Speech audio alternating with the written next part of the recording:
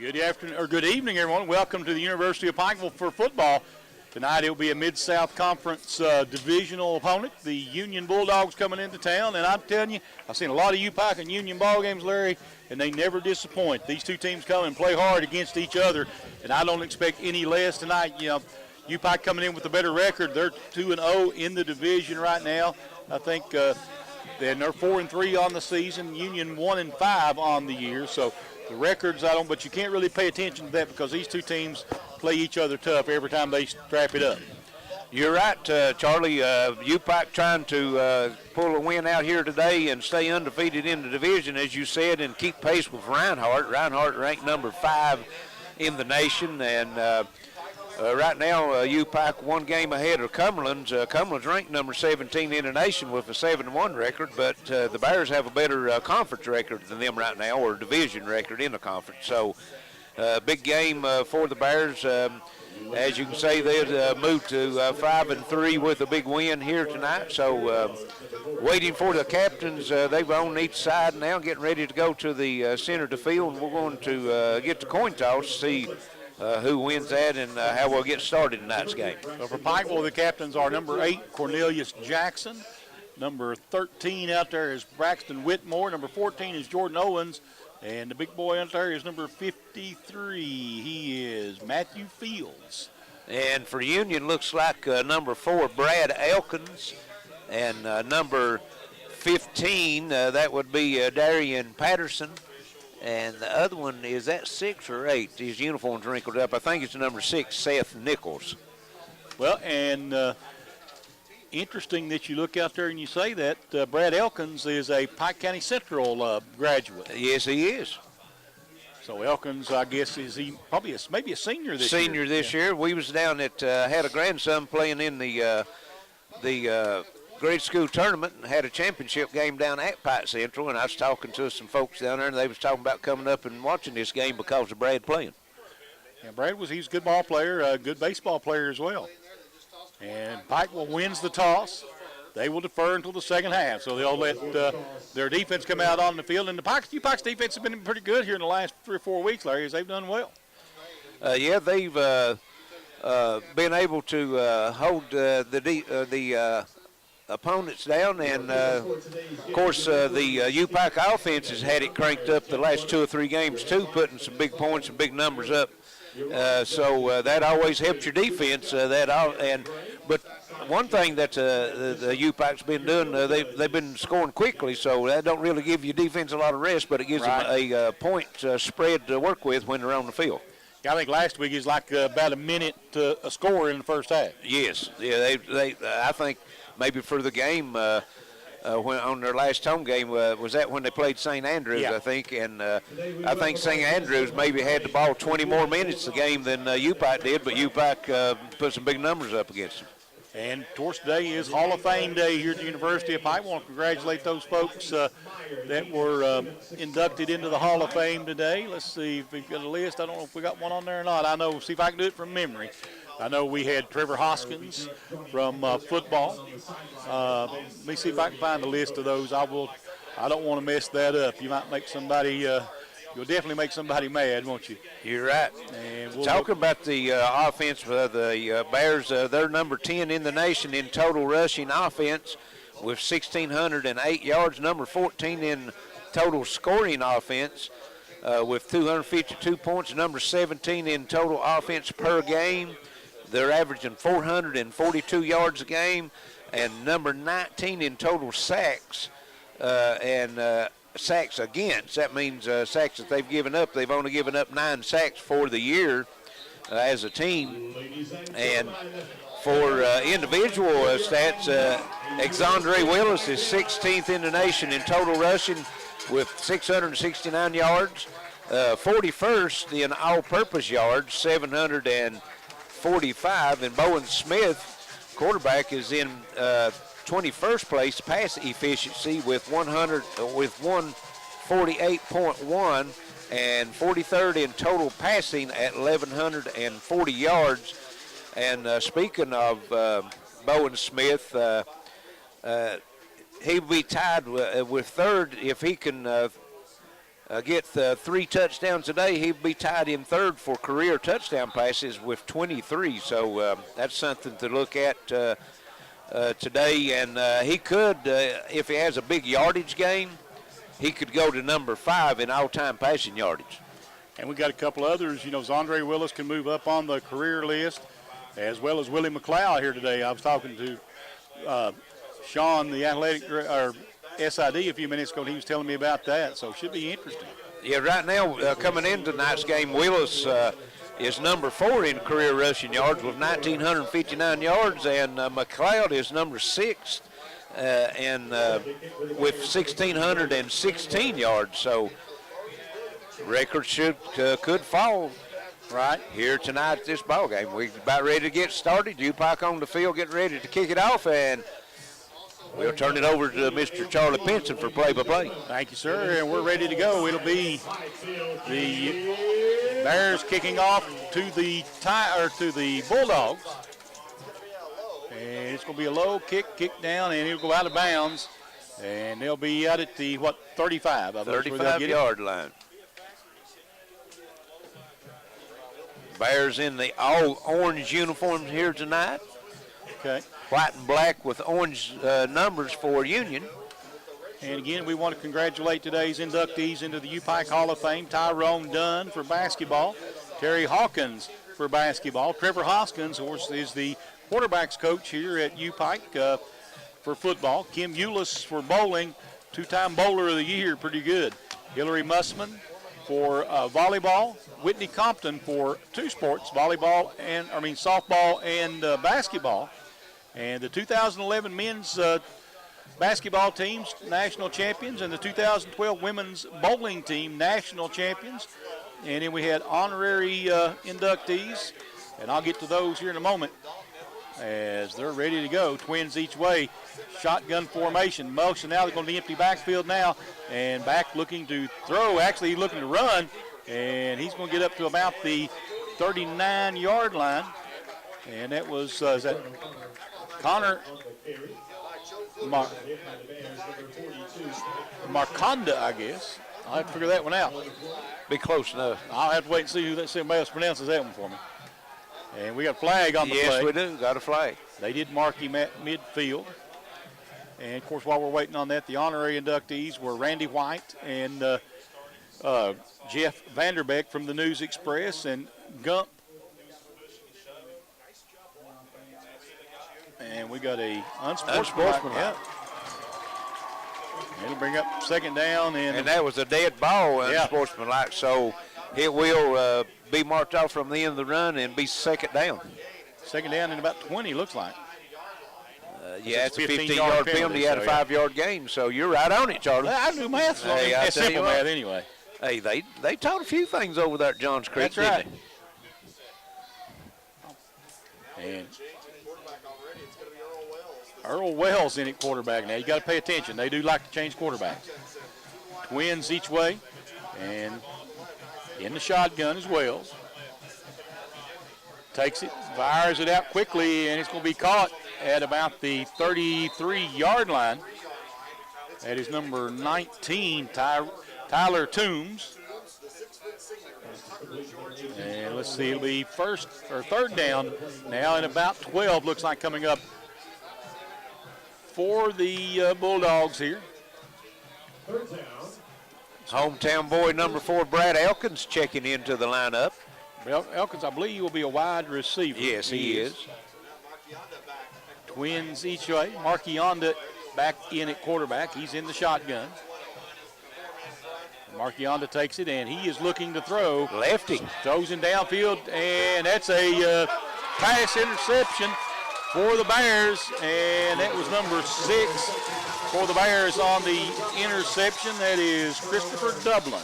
Christopher Dublin, he just threw that one up. I thought he was going to call a fair catch on that one, Charlie. Yeah. He just, Marky Hanna just threw it up in the air and hoping his player could run under it, but Dublin was playing back free safety, and that was all his. Big turnover. Yeah, you're right. That was just like fielding the punt. Right. So it'll be 1st and 10 now for the Bears coming back the other way. And Minute and 12 seconds into the game, first turnover. See who we got. Looks like we got Zondre Willis back at tailback. And let's see, twins each way. Bowen Smith at quarterback. Bowen Smith gets set. Takes it, and here comes Andre Willis. Breaks a tackle, breaks another, makes a nice cut. First down out across the 45 at about the 47-yard line. Pick up 13. Nice run for Willis. And it'll be first and 10 Bears, and Pikeville starting off really well running the ball there, Larry. You think Andre knows that he's number 4 on the list, could move up? That's very possible. I think he just likes to run, though. Oh, yeah, I think you're right. Field. Twins each way. There's motion going to the far side. Brown in motion, make it trips to the right. And Bowen Smith going to hand it off again to Willis. And Willis will get out across midfield, call it the 49-yard line, a pickup of about 4. It'll be second down and 6. So Zondre Willis, 2 nice carries to start the ball game here. Yes, he is. Pikeville again will line up. This time it'll be trips to the right. One wide outlet will actually be twins right. They're going to move Braxton Whitmore into that tight end, looks like. Twins right, one wide out left. In the shotgun for Bowen Smith. Smith hands it off again, and another nice run by Zondre Willis. It's another first down inside the 40, call it the 40 or 37-yard line for Upike. And Zondre Willis is chewing up the grass right now. Yeah, he picked up 11. Number 1, Dallas Baxter with the tackle, and if Zondre'd got one more step on him, he'd been crossing the goal line. Yes. He's been close a couple times already. So looking back to the sideline for the call, Bowen Smith getting the play relayed to his offensive line. It'll be twins left. One wide out right this time. And in the shotgun is Smith. Smith fakes, and now he's going to try to throw it. Throwing it downfield, and he threw it goes away. And got a flag over on this side. If it's on opposite side off from the play. Maybe a hold on the defense or something. I don't know. I don't know if he called it on Hanfrey Brown. I don't know what he's going to call over here because there was nobody over there with him. That's what I was thinking. Let's wait and see if we can hear the call. Evidently it's against Pikeville because they're referring to the coach on the other side, Union's coach. I'm sure you would accept this penalty, whatever it is. Maybe it's illegal substitution or something. Okay. Yeah. Got on the field too late. He came off the sideline, come out of that crowd. They didn't see him. Right. So that's going to back it up 10 yards. It's hard to get an illegal substitution no, when you're no huddle, isn't it? Well, once you're the line of scrimmage and you get set, then you can't come off the sideline. Okay. Twins left, one wide out right now for the Bears. Bowen Smith in the shotgun, first and 15. And Smith going to hand it off again. And Zondre Willis breaks a couple of tackles, and he'll pick up 4 of those 5 penalty yards and bring up second down and 11.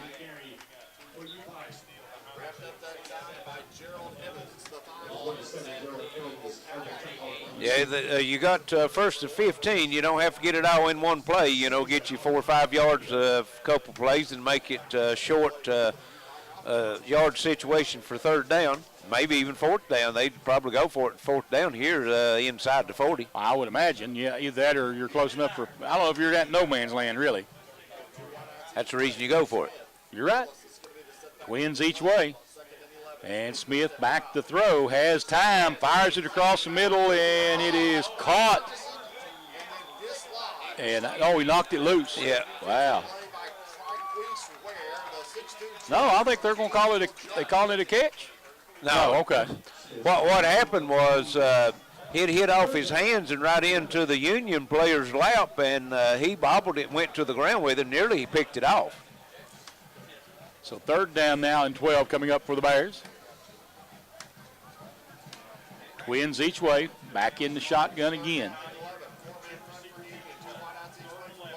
And Smith in the shotgun, looks back to the sideline for the call. Be twins each way. Union looks like they're showing blitz. They're bringing the two linebackers up into the line of scrimmage. Right. All right, well, changing their blocking scheme a little bit here. Now they're going back out of it. And back to throw is Smith. Bowen Smith under pressure. Nice little stiff arm. He's going to take it and run with it. And he's going to be out of bounds. And we're going to have a hold about 10 yards behind the play. Yeah, there's a hold. What happened was when Bowen Smith rolled out to his right, one of the linemen tried to get off of the offensive block, and he was holding him. But I'd say, I don't know, they might take it because that was going. It'd be 4th and 6, which I'd look for Upike to go for it because the ball is resting at the 33-yard line where he marked him out of bounds. So they might take this penalty and back them up. Yeah. I'll tell you, when the flag went down, the play was well ahead of the call, though. You're right. Yeah, it was. So the hold has no consequence on the play. And they're going to accept it, back them up 10 yards, puts it back to the 48-yard line. So that would be 3rd and 21, maybe. Yeah. Yeah. I always wonder about that call when you make the call once it doesn't affect the play. I mean, why call it? But then I guess there's guys out there call everything no matter what, right? Oh, they are. So it'll be twins to the left this time. Looks like one wide out right for the Bears.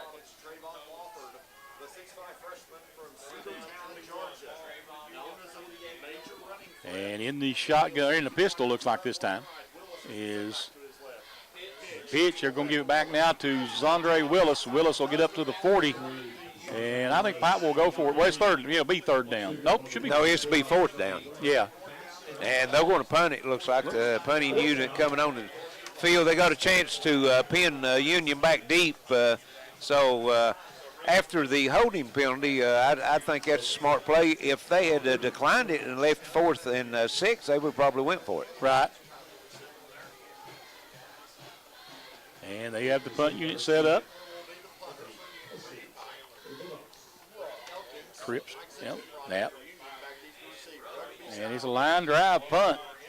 And Pikeville gets down there, and they're going down this one inside the 5 or at the 5, looks like. Be at the 4, looks like. So big punt. Perhaps Union back in the back where they need to be. Well, you know, if you got a punter that can place that ball where he wants it, most of the time he can be a big weapon, especially, flipping field position. Yes, sir.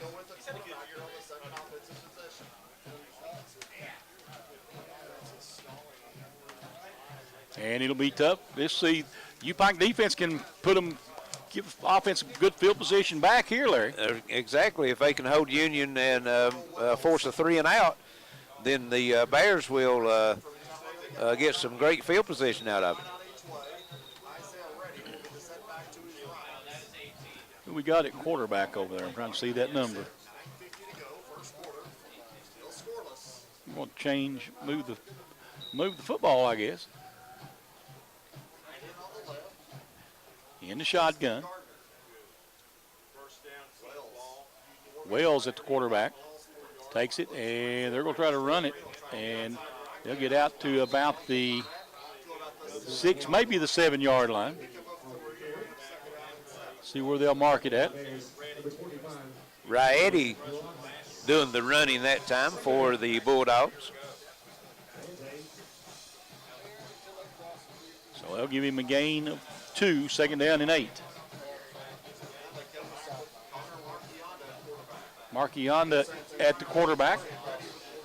Twins each way. There's motion coming around, and they're going to give it to the motion man. Jet sweep is Elkins, and Elkins has the first down, or right at the marker. Well, they're going to. Yeah, they're going to mark him my way out to 17. Looked like he was standing at the marker to grab the football, and then took 3 steps forward. Right.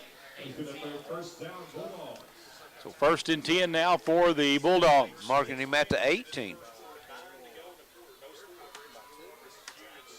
12-yard run for Brad Elkins. hometown boy, but that felt good. Yeah, I'm sure it did. Twins right, twins each way. Wells back in at quarterback. Wells fumbles it. Pikeville gets all over him, and ball still loose on the ground now. The Bears come up with it. They do. They serve.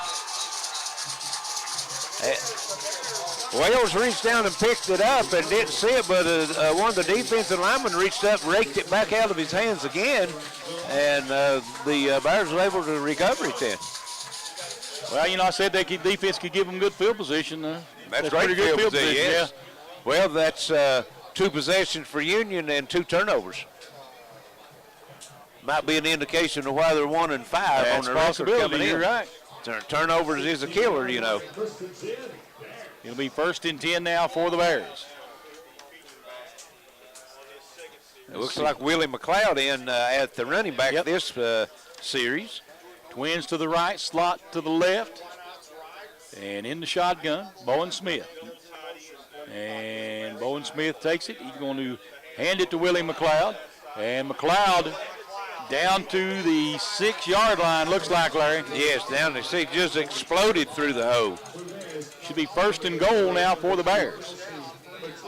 Pick up of 11 for Willie McLeod. Willie McLeod, a chance to move up in the career rushing today. Standing 6th coming into the day's game. And let's see, Bowen Smith calling play out to his team. Twins to the right, slot left. Willie McLeod, the single setback. Bowen Smith has everybody moving. Takes the snap and again gives it to Willie McLeod. And this time Willie hit in the backfield and dropped for a loss.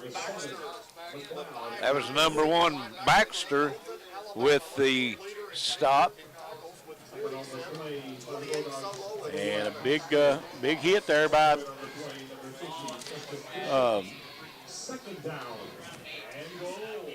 Baxter.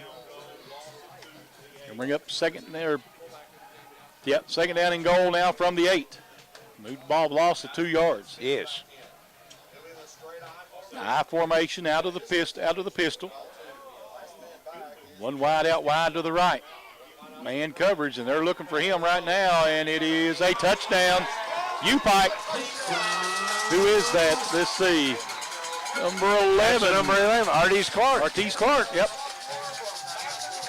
So Artis Clark puts the Bears on the board first with a touchdown catch. And that's one of the 3 that Bowen Smith needed to move into 3rd spot on the all-time touchdown list. Makes him 21 right now in career. For a career? Yes. Needs 3 to move with 23, and he'll move into the number 3 all-time. Okay. Here's the extra point attempt, and it is good. No good. Well, 6-0. Upike with 7:08 to play here. We'll just stay right here with it. I guess we're going to take the same timeouts as the TV station, see what's going on.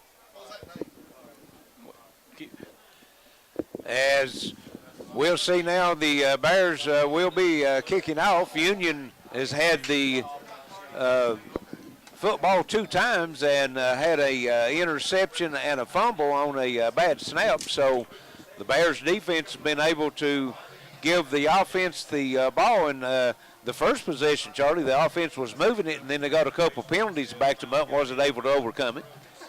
Looks like we're going to go ahead and take a break, I guess, Larry, and we'll be back in about 1 minute on the Intermountain Sports Network. Welcome back to the Hamlin Athletic Complex. Sorry about that. As the Bears lead at 6-0. 7:08 to go here in the first quarter, and Pike will set to kick it away.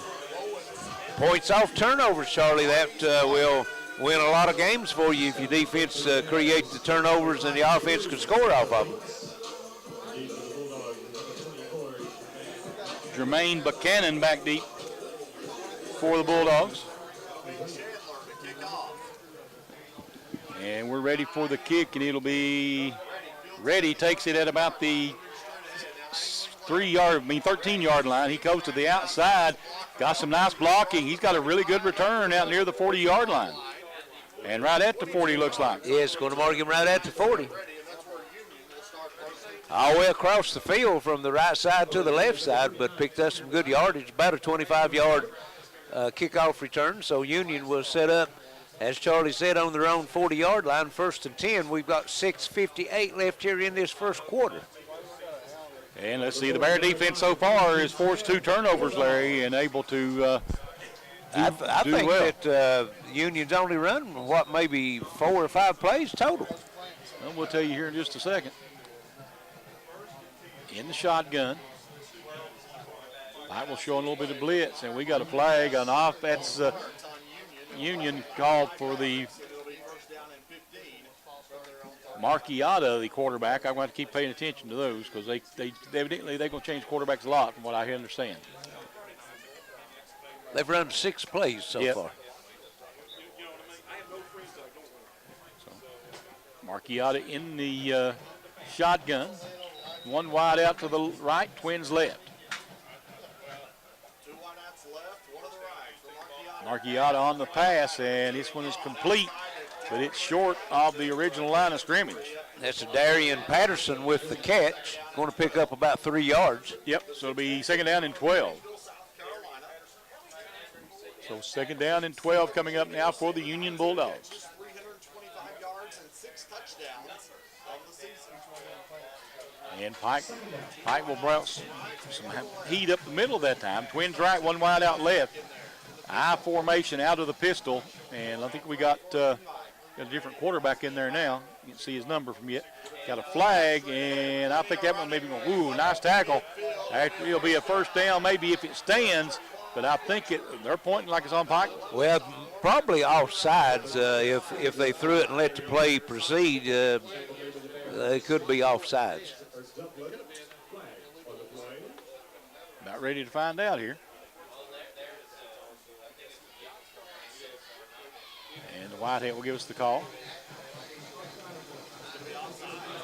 It will be declined, so it'll be a 1st down. Yes, At big midfield. 12-yard run. And the Union College offense up to midfield.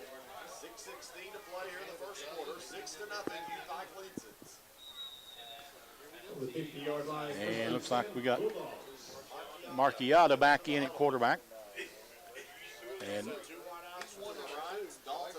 he got Reddy back there with him. Is that 21? It is, and he's going to hand it to Reddy. And Reddy, big hole up middle. Reddy picks up 6-7 yards on the play, Larry. So 2nd down and 3 coming up now for the Bulldogs. And Reddy going to the sideline limping. Looks like he maybe turned an ankle or something on that run. See him going in behind the bench to the training table, so. And Earl Wells coming back in at quarterback. So Wells will be the quarterback. Twins right, one wide out left. Wells gets everybody set. And he takes a snap. Throws it across the middle, incomplete. Wow. Threw a fastball, and the wide receiver wasn't able to pull it in. Might have needed a first baseman's mitt maybe on that one because he drilled that one. Yes, he did. So it'll be 3rd down now and 3 coming up for the Bulldogs. And Marchiata back into the game. I've never seen a team run plays in with a quarterback. Now that's unusual. So Marchiata will go out of the shotgun. It'll be Twins to the left, one wide out right, and a slot to the right as well. And Marchiata under pressure tries to get rid of it, and it's going to be incomplete. So 4th down coming up. You know, Charlie, you see sometimes using 2 quarterbacks, one as a dual threat quarterback, throw or run, or maybe just run, then one pass. But both these guys, they'll run and pass either one. You're right. And let's see. I think they're going to go for it. That's Wells coming back 3. in. You're right. Earl Wells back in at quarterback. 5:04 to go here in the first quarter. Pikeville leads it 6-0. There'll be Twins each way, stacked up. In the shotgun, Wells. And they're going to go empty backfield, run him out of the backfield. And look for Wells to try to run it, and Pike will all over him, and I believe they're going to stop him. Yes. No game, maybe he lost a yard. Big stop on the defense that time. Upike defense is held strong so far. And getting a little chippy out there between some of the linemen, but Upike held him for no gain. They'll take over on their own 45-yard line. They lead 6-0 with 4:58 left here in the first quarter, and now they move it back to the 44 instead of the 45. Give him a yard gain on it. Still not enough, needed 3. Right. So 1st and 10 Bears going the other way. And Pike will come out. Looks like it'll be Willis back in as the running back. Yep. Twins each way again now for the Bears. Smith in the shotgun. And he's going to hand it to Zondre Willis. A little bit of a delay there. Willis squirms loose from a tackle and ends up picking up about 14 yards. That's the reason Willis is number 4 on the rushing list right now, and before the season's over with, we'll move up to number 3 at least. Tough hombre to bring down. Went into the spin cycle that time with the defender on him and still tore loose from him. Twins each way again. Smith in the shotgun. Takes his time. Snap. Again, going to hand it to, no, he's going to keep it himself. Going to throw it. Got a shot downfield, no good, to Anthony Brown. Just a little too high for him. He was double teamed, but he was open. Yeah, he was. You're right. It's going to be 2nd down and 10. Bears looking over to the sideline for the call. And it looks like they're going to run twins each way again, stay in that same formation. Willis will be the single setback. And they're working on the call now. They've got it set. They've got 13 seconds on the play clock. Bowen Smith in the shotgun. Smith back to throw, has all kinds of time. Rolling out, still rolling, and he's going to throw this one away. Good coverage downfield by the Union Bulldogs. He had all day back there. He could have packed the lunch, but he couldn't find anybody to throw the football to. And we got a flag. We may have a holding call.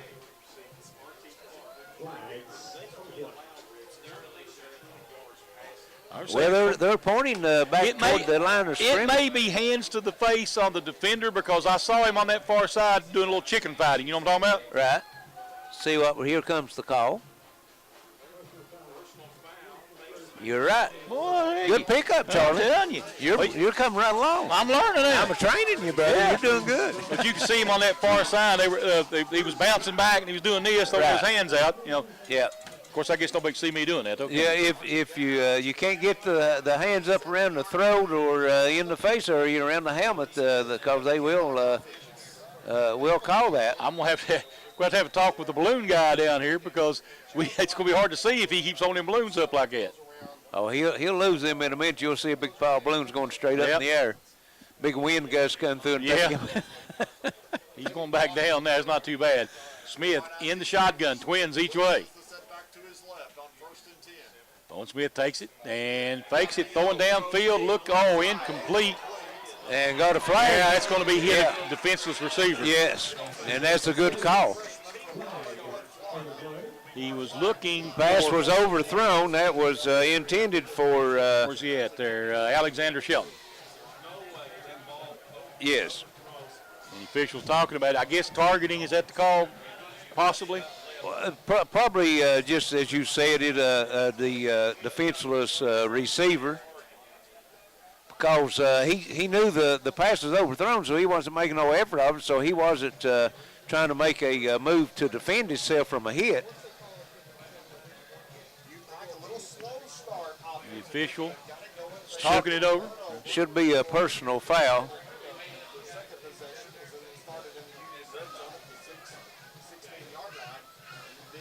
And the officials have finally come to a consensus here.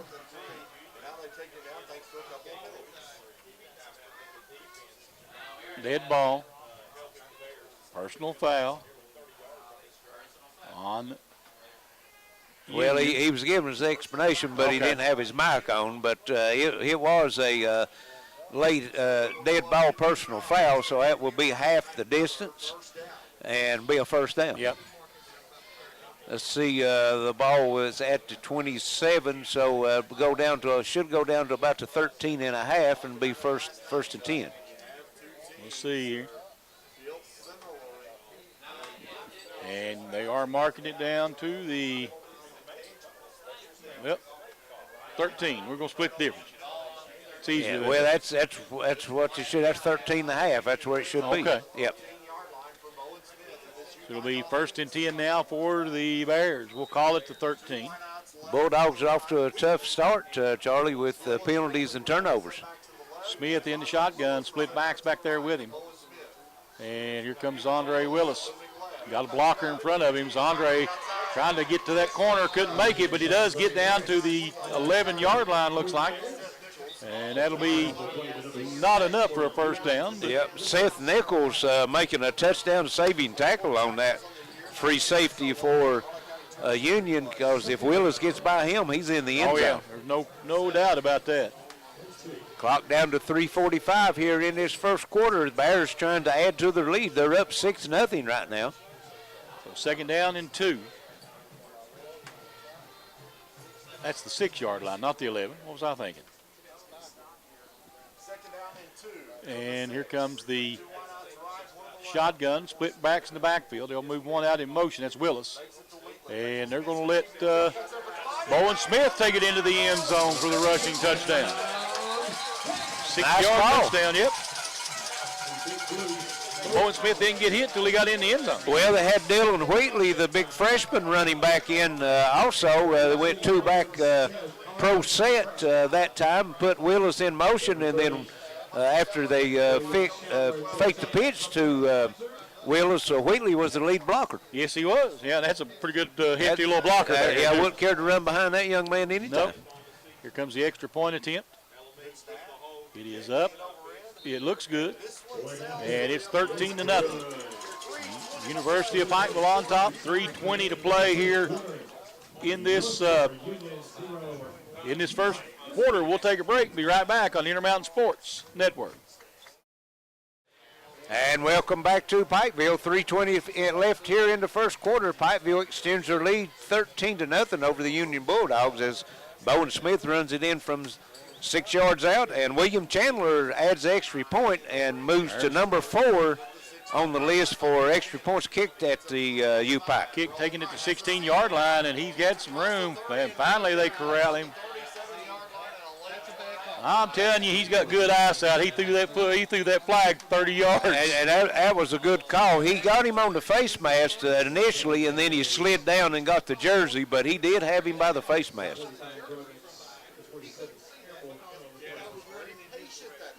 And the officials that we're talking about.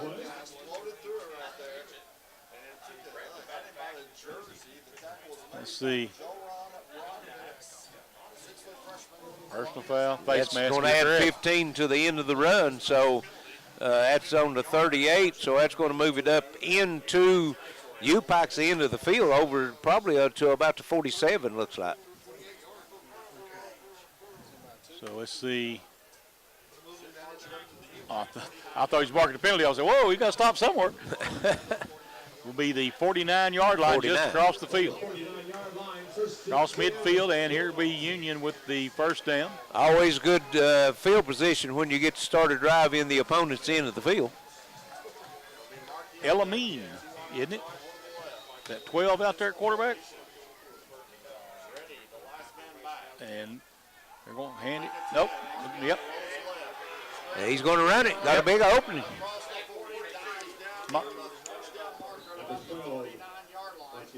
Want to mark him just a little short, Charlie, just barely across the 40, and he had to get to the 39, so it's going to bring up 2nd and 1. Okay. Had the wrong roster there. He said quarterback. I thought, well, okay. Yeah. That was Marciana.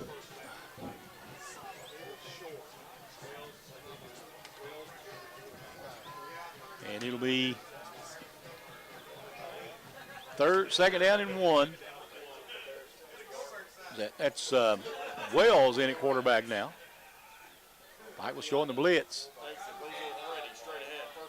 And Reddy gets it, and he'll get out near the 25-yard line for a big first down. They'll call it to 26.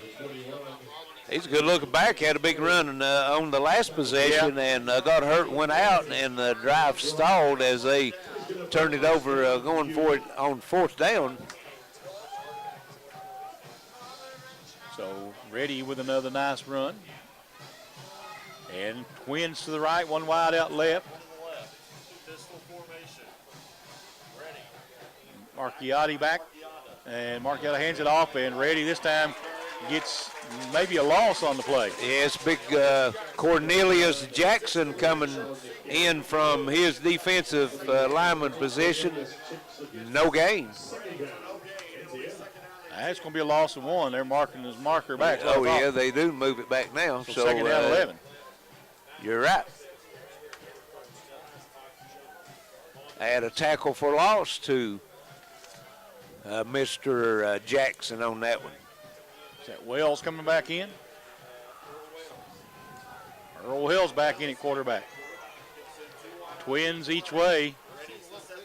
Wells in the shotgun. And Wells throws it across the middle. It's going to be caught. And he's going to get into the end zone. Touchdown. And that's Mr. Brad Elkins. Well, Brad Elkins, the Pike Central Pike product. Central graduate, and he put 6 on the board for Union against Upike. And I tell you, Wells stood right in there, took a lick right after he threw the football, Yes, too. he did.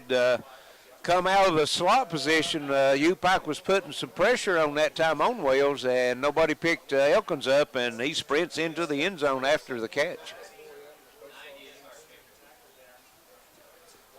Getting everybody in ready for the extra point attempt. Union. High snap, kick is up. It is good. And it's 13-7 now. Upike 1:10 to go here in the first quarter. We'll be right back on the Intermountain Sports Network. And welcome back. 1:10 left first quarter as Union cuts into Upike's lead with a scoring touchdown pass Brad Elkins. And here's the kickoff, Michael Charlie. takes it. And it's Andre Willis. Boy, he got rocked and then took a couple steps and dropped. The first man most of the time does not bring him down. No. He took a big lick, spun off that one, and ended up getting a second big lick. Yes, he did. Good coverage that time downfield by Union. Yes, it was. So looks like they're going to mark it at the 26-yard line. Upike will take over. They lead by 6. Looks like it'll be Willie McLeod at the tailback this time. Pike will have twins to the left, to the right, one wide out left. And Smith in the shotgun. Owen Smith takes it, and he's going to hand it off to Willie McLeod. McLeod breaks one tackle and gets out across the 30 to about the 31-yard line. Pick up a 5. Strong run by Willie McLeod. He was dragging one of the Bulldog defenders with him. You know, the Bears they've got a good dual running core back there between the two of those guys. Yes, they have. When you got the number 4 and number 6 career rushers on your team at the same time, that is a good backfield. Pretty impressive. Twins right, one wide out left. Back to throw is Bowen Smith. Again, has time and gets rid of it to his relief man. And first down. That should be Whitmore. That's who it is. Yep, Braxton Whitmore. Tight end Whitmore, and he gets it out to the 45-yard line. That'll be a first down. Pike will have 20 seconds. That'll probably be the last play of the first quarter. Yes. 13-7 ball game right now with Pikeville leading. And they are going to come to the sideline and change in. So we'll take a break, and we'll be back in just a moment on the Intermountain Sports Network. And welcome back to Pikeville, ready for second quarter action. 13-7, Upike with the lead. They have the ball first and 10 from their own 45-yard line when we get back to action. And Charlie, 106 yards total offense in the first quarter for Upike, 94 for Union. Pretty impressive start. And they're going to hand it off on the end around to Whitmore. Braxton Whitmore He's got It's one a man race. to beat. If he can get them, get the angle on him. Whitmore down inside the 5. Boy, I tell you, he was fighting 2 defenders off for the last 5 or 6 yards and just wasn't able to keep his bounce. They're going to mark him at the 4-yard line, Charlie. Big run for Whitmore.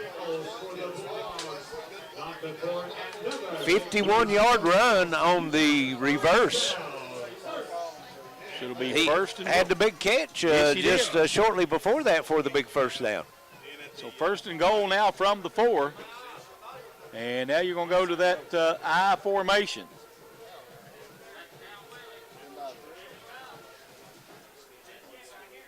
Bowen Smith, he's set, takes it, and he's going to pick it back to Willie McLeod. And Willie McLeod, does he get in? No.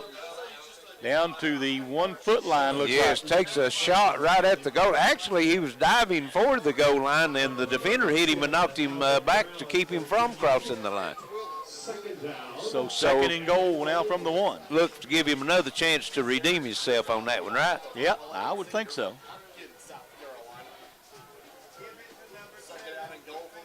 And let's see, looks like Wheatley in there as the lead blocker this time. May just go straight up the middle, out of the pistol, Bowen Smith. Smith takes his snap, and again going to hand it off to McLeod, and this time, again, they're saying no. Boy, they helicoptered him that time. He tried to dive across the pile, and they And we got a spun him flag. around. We got a flag, just now came in.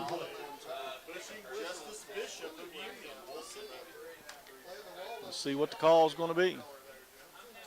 Well, if it goes against Union, it's going to be marked out to be a half-a-yard penalty. Might Maybe be about 6 6 inches. yeah. Of course, it could be a first down, automatic first down, Could be. depending on what the call is. They're discussing it right now. Here comes the call. I'm going to bet on offsetting penalties.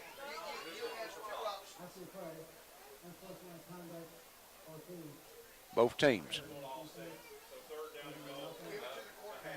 So So they it's a do-over. offset, and it's going to be no, they'll offset. Offset, yeah, so it'll be third. So and it'll be one. third and down, third and goal. And the ball, see, it's about the 1-yard line. It'll be third and goal from the 1. Pike, we're going to go out of their regular offense now. Twins to the left, one wide out right. Is Andre Willis in? Yep. They'll look back to the sideline for the call again. 14 seconds on the play clock. Down to 10. And they're going to hurry up and get this one off. They'll have time. Willis switches sides. And it's going to be the option. And Willis breaks the tackle, takes, oh, whoa, maybe not. Official says no. Well, only thing he's got to do is for that ball to break the plane, and it looked like he had that ball stuck out in front of him, I'm going Charlie. to tell you, we need to look at. They need to look at the instant replay on that one, man. Yeah, they do. We just don't have it. Right. Not yet. Yeah, once he flipped over and did that way, he had to go into the end zone. Right. The official got out, trying to get out of the way, couldn't see, course, and should have called to his buddy to make the call. Well, he did look for him, but he wasn't in position to see it either. So what do you Big goal line stand here for the Union Bulldogs. We've got a timeout on the field, and it'll be a Upike timeout. We'll just go ahead and keep it right here, and we just came back. But, I understand the official getting out of the way, but that's a hard call. His buddy should have been there to make the call. Well, somebody was out of position. Well, no, not necessarily. He's on the line. He's the lineman. Then you got your umpire and your back judges, and they're not looking down that line. So and the man on this side is not going to make that call all the way across from one side of the field to the other. So that's his call. He just thought, in his judgment when they flipped him in the air that they knocked him out of bounds before he went inside the pylon. Didn't look that way to us, Nope. but, he's closer than we are, so I don't know. No, he's not. We're looking right at the camera right here. Well, we had a better view than he did, I'm probably. talking about from the perspective of where we're sitting Well, and he's okay. standing. 4th and goal from the 1. But, you're half a yard or you're a yard off, you just go up the middle. Yeah. You know, you tell the big boys in the middle, said, you know, this is your time. If we're going to score, you first going to have to give us some room, you know, just go up the middle. Of course, I can understand, you know, with the option, you know, that's a good play, and Willis got speed, but to me, you know, you just go right at him. Yep, and you're going to see a change at quarterback for, well, maybe not. I thought they might bring in the, no, it's going to be Bowen Smith. Yes. And they're going to go out of the I pistol. And they've got Wheatley and number 37 Gibson in as the two running backs. And this time it's going to be Wheatley, isn't it? He's it this in. time, yes. Yes. So Dylan Wheatley, I believe, is the man who took it in. It'll be the touchdown for the Bears, and that's a big play right there. Well, they had to get that one. Yes. Yes, if they'd have let Union hold them out of the end zone from the 4-yard line on 4 plays, that would have been a big momentum shift. Yes. So here comes the extra point attempt to try to make it 20-7. Chandler to attempt the extra point. Al-Amin to hold. Chandler's kick is up, and it's good. It's 20-7 Upike now with 12:29 to play here in this first half. We'll take a break and be right back on Intermountain Sports Network. And we're back at Pikeville, 12:29 first half, 20-7 as Pikeville adds to their lead, and now they're kicking off, Charlie. Take it at the 16-yard line. Ball, nice play by the Bears. I got to get who made that tackle. It was 24, I think, on the carry. That was Wheatley, number 32, down on special teams making the tackle. Buchanan did got the ball, came right in, or Wheatley just came right through and put a nice tackle on him. Didn't let him go, held him up. Tried to spin off of him, and Wheatley held on, and like you said, took him to the ground. So they will be starting on their own 16-yard line. Last possession, though, Charlie, they started at the 49 of Pikeville and drove it down and put it into the end zone. Right.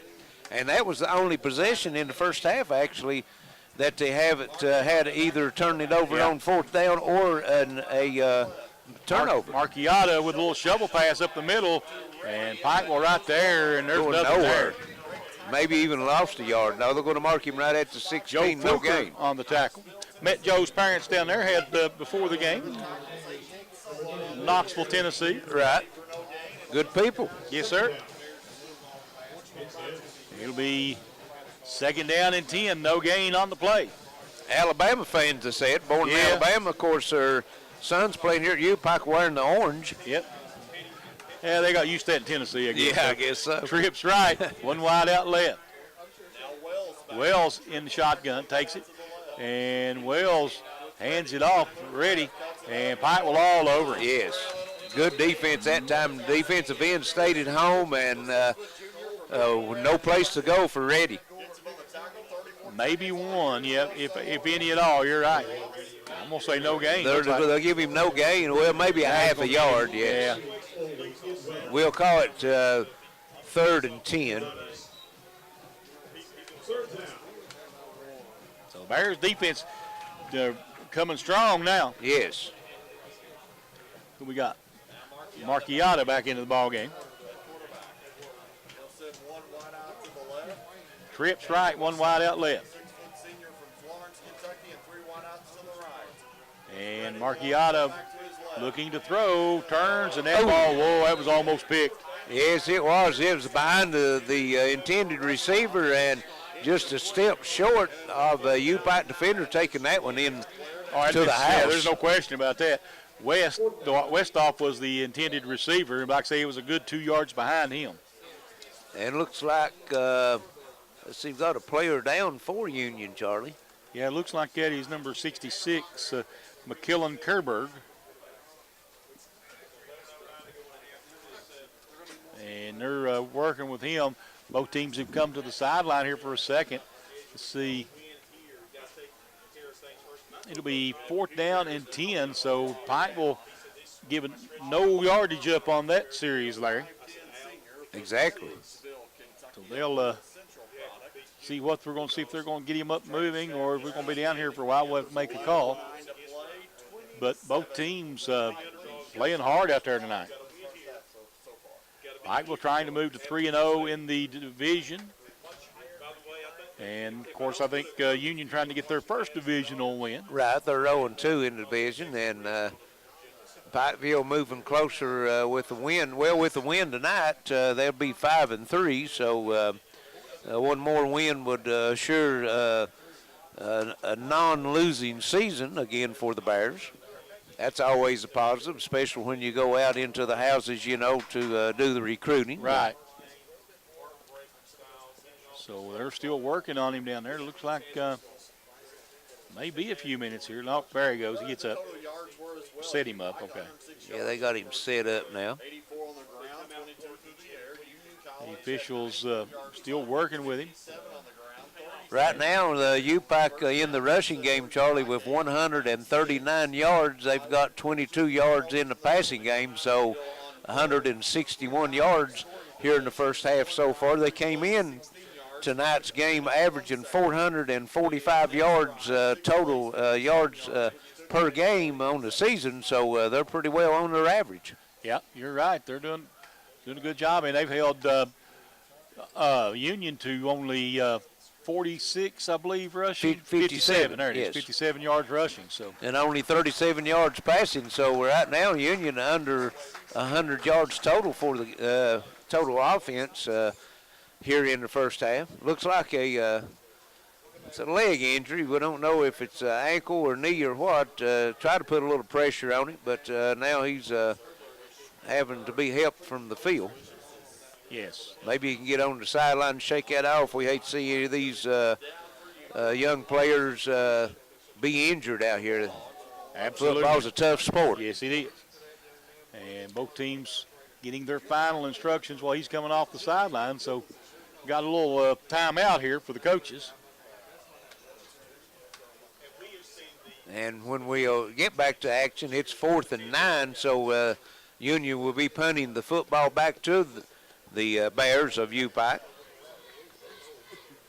So who's going to drop back for the Bears? Let's see. Looks like it's going to be 89, Duke Ferguson. 5'10" sophomore from Woodruff, South Carolina, stands at his own 45-yard line. Duke Ferguson back waiting. And it's going to be 4th down and 9. That was Dylan Wheatley's first career touchdown a while ago, Larry. First one on the ground. No, says first career touchdown. First touchdown. Okay. I thought he got a receiving one earlier. There's a little sideways kick. Ferguson fields it. I wasn't sure if that fielding that one. He did a good job. He holds on to it. Goes down right at midfield. That was number 35 coming in. Herron making the tackle, so Upike will start right at the 50-yard line. So 1st and 10 Bears. They lead 20-7 here. 10:59 to play in this first half. So far, been a beautiful evening. Getting a little chilly now, but not bad. Not bad. The cold front's supposed to move in a little later, and they was giving some pretty high wind gusts, but we've not seen any of that develop yet. We've had some wind, but not the gusts of 25 or 30 mile an hour gusts that they predicted. Thankful for that. Yes, we are. So 1st and 10 Bears. They're getting the ball set. Last second instructions coming out from the Bears. And now they're getting, well, what that was all about. What took them so long to move the chains and stuff? I don't know. See number 4, Elkins, talking to the head official back there, and finally they moved the chains. I'm not sure. There wasn't no flags down or anything. So Wofford in for the Bears at quarterback. Also in at tailback will be Willie McLeod. Twins each way. And now we're ready to play. 4-man front for Union. And Wofford's going to keep it himself. And Wofford, I tell you, he's tough, isn't he? Give him about 2 yards on the play. He's going to pick up a couple, but he had to carry 3 or 4 defenders with him to get there. So it'll be 2nd down and 8. Let's see what Wofford. Now Wofford can throw the ball. Yes, People may think that he's just a runner because he comes in running situations. He is a dual threat. Yes. Yes, he is. And it'll be twins each way for the Bears. He's one of those players that you list on your list as an athlete. Yes, he is that. And again, he's going to keep it this time. Spins. He's going to get about a yard this time. 3rd down and 7 coming up.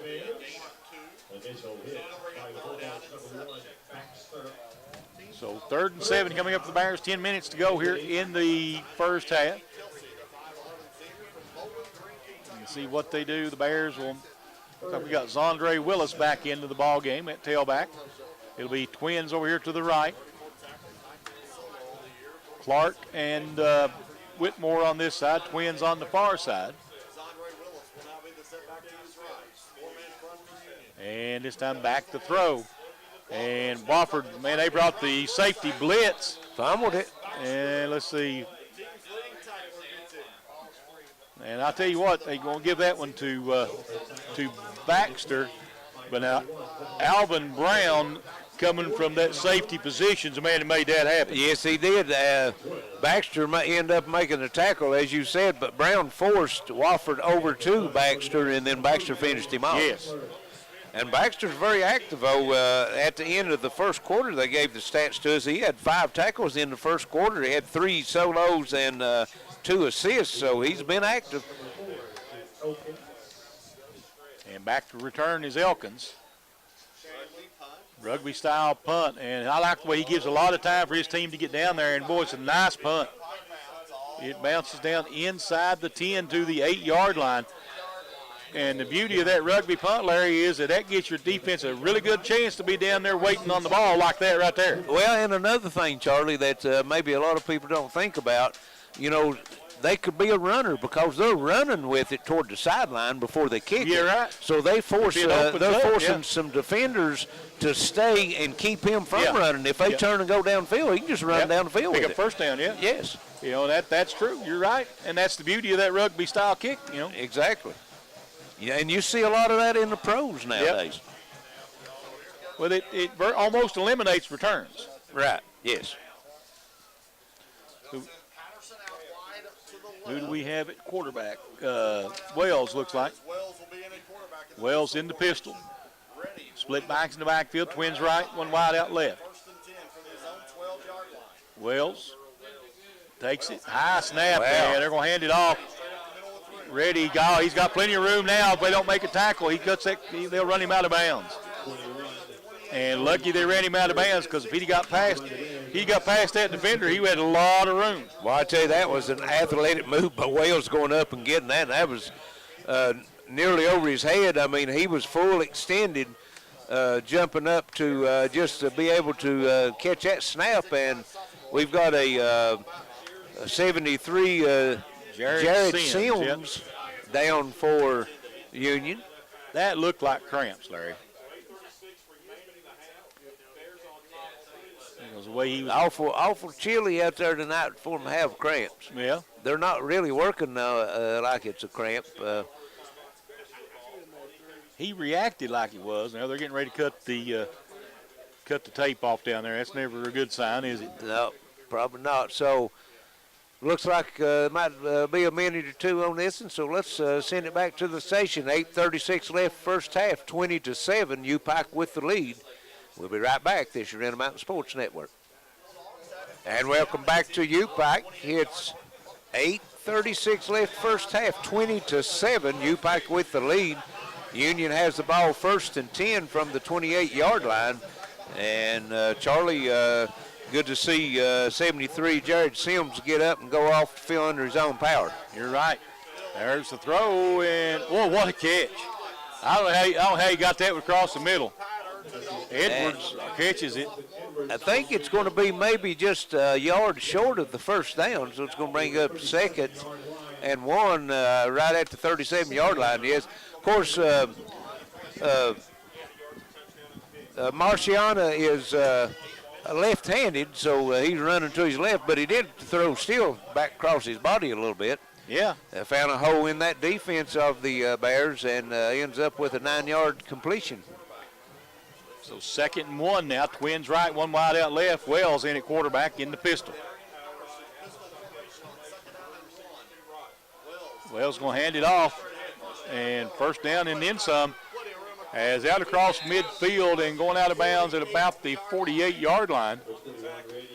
That's Reddy. Reddy, I'll tell you, he's tough. He's had a big first half. He sure has. He's been a bright spot for him. Gets it down to the 48 of the Bears. Yep. Let's see. 15 yards on that carry. So Reddy, let's see, where's he at? He's topped the list there. That puts at 53 yards so far here in his first half. So he's on pace for a 100-yard game. Clock running with 7:30 left here in the first half, and now Reddy's down.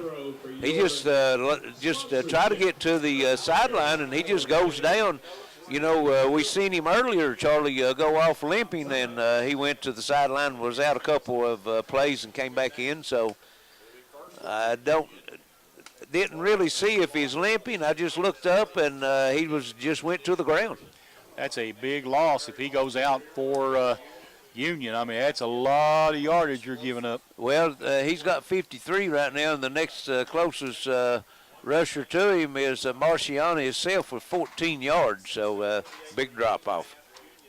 And they're working with him out there, and, you know, he's getting up. Maybe he can walk off. Maybe he took a hit, maybe a concussion. No, he's not limping. No. I think he just went down. You know, when you go down like that, it may be a head. Yeah. So he's holding his head, so it may be a concussion. Yeah. Well, they'll go over and have the medical staff to look at him, so he might be finished for the night. Well, you know, if he took a hit to the head, the concussion protocol, he's done for the day. Right. And I mean, you know, which is terrible for Union. It is. He's like you said, he's been the bright spot for him. All right, somebody, I think is it a mouthpiece out there, or somebody forget to pick up a T? Out at the 30 right there at the X on the field, or 35. Marciano in the Pipe will all over that one. Chris Jones. I don't know about a mouthpiece, but there's a shoe laying there, come off one of the Upike defenders, but. And I didn't get the number of the back. Was that number 30 carrying at that time? I think so. Chris Jones, and he lost all the way back to the 46. He lost a 6-yard loss as Upike linebacker shot the gap and made him in the backfield. Yeah, I mean, it's a 6-yard loss. Yeah, 6 yards, 2nd and 16 now. 2nd and 16. That'll be trips to the left, one wide out right. Wells back in at quarterback. So Wells back to throw. Pipe with the pressure trying to go across the middle. Throws it behind his receiver, incomplete. Yes, that was Jermaine Buchanan, and again threw it behind him. And if Reddy's not able to come back in, Charlie, and you get Union into a passing situation, they've not been very efficient here in his first half. Right. So right now, total, they're 5 of 10 for 46 yards. So 3rd down, 16 coming up here for the Bulldogs. Marciano back in as quarterback. So twins each way. Marcietta in the shotgun. And he's got Jones back there with him. Marciano wants to throw, and he's going to be sacked. Yes. Number 90 at least on the sack there. And that's the first sack of the ball game, Charlie, I think. First sack for the Bears. And it's going to force a punt. And Ferguson back deep for the Bears.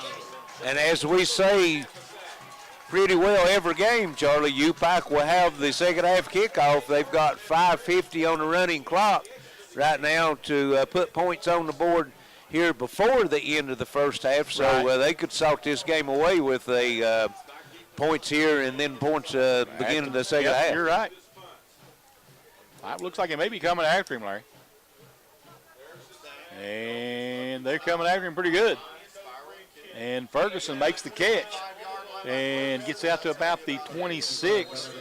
I'll tell you, the way they kick the ball, you notice they put those three players on the far side, and they kick to them. If you can break that contain, get to this side, you got a lot of green. Yes, but that's something that they have done very well here in the first half is cover kicks. Yes, they have.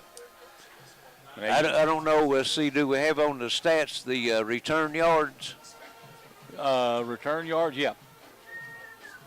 Punt return turns, yards, -4. Is that right? Yeah. No. Yeah. So that's pretty good. That's pretty good coverage in it, -4 yards. Yep. So 5:23 to go here in the half. It'll be 1st and 10 Bears at the 26-yard line here. And look for Bowen Smith to be back in there this series, and he is. Also Willis in the backfield. Trips left, one wide out right. And they're going to give it to Willis. Andre Willis makes a couple of moves. He'll get out to the 30-yard line, looks like. Be a gain of 4, 2nd down and 6. And the clock approaching 5 minutes left here in the first half. The Bears with 2 timeouts left, so they have plenty of time to get it down in scoring position. You know, if they can move the ball on the ground, you may see them just grind it out here too to eat the clock up. Yes, yes. Trips left, one wide out right. Smith in the shotgun, and again going to hand it to Big hole. But Andre Willis. Big hole. And yeah, he's going to. It's a race. And the man's got an angle on him. If he can beat that angle, no. Go down at about the 9. Marking him out at the 10. It'll be 1st and goal. 60 yards, Charlie. Yep. That'll help your average. Yes, it will. And do we have a flag? I think somebody said a flag. Where's it at? Yeah, back back here at 36. Yeah. That's not good. And they're going to bring it back. Wow. Big penalty right there. I didn't see the flag come out. Well, they called a hold on Darian Leslie, evidently, here on this side when he turned the corner. So Darian's probably going to have to buy a Exandre a dinner or something to make up for that. Yeah. If it'd been another 10 yards, he'd really had to buy him one. Maybe a couple for a week. Yep. So that'll bring it up. It'll bring up 2nd down and 10, looks like. Penalty will take it back to the original line of scrimmage. Speaking of athletes, you mentioned Darian Leslie. You got to put him in that list. Yeah. How many times some of the things we've seen him do on the hardwood. And then turn around and be a pretty good wide receiver, too. Yes, he is. Trips left. And this time we're going to hand it to McLeod this time. Willie McLeod. McLeod bounces off and fights ahead. They're going to give him out to about the 33. And that was just sheer willpower there. I'm telling you, and Anthony Kelsey was hanging on for dear life because if McLeod could jerk that 1 foot loose, he'd have been off to the races. Kind of like my buddy David Lyons played at UK, and he played against Herschel Walker. He said, I tackled him one time. Said I hit him about the time he came across the line of scrimmage, and about 14 yards down the field, he tripped over him. Yeah, he finally got him down. Yeah, twins each way. In the shotgun is Bowen Smith. Willie McLeod. 3rd and 3. Threes is up. The trays is up, Charlie. 3rd down and 3 on the 33. And this time they're going to throw it. They throw it out to Willie McLeod. And Willie McLeod got a man to beat and spins and goes out of bounds. He has the 1st down, though, at the 46 or 45-yard line, looks like. Yes. Now they're going to maybe move it out to the 46. And that's going to stop the clock temporarily at 3:23 left here in the first half. Now they've got it a-cranking again since they moved the chains. Plenty of time, big play offense out on the field right now for the Bears. Willie McLeod comes to the sidelines. Andre Willis will come back in at the tailback. Trips right, one wide out left. Bowen Smith takes it, and he's going to throw it again.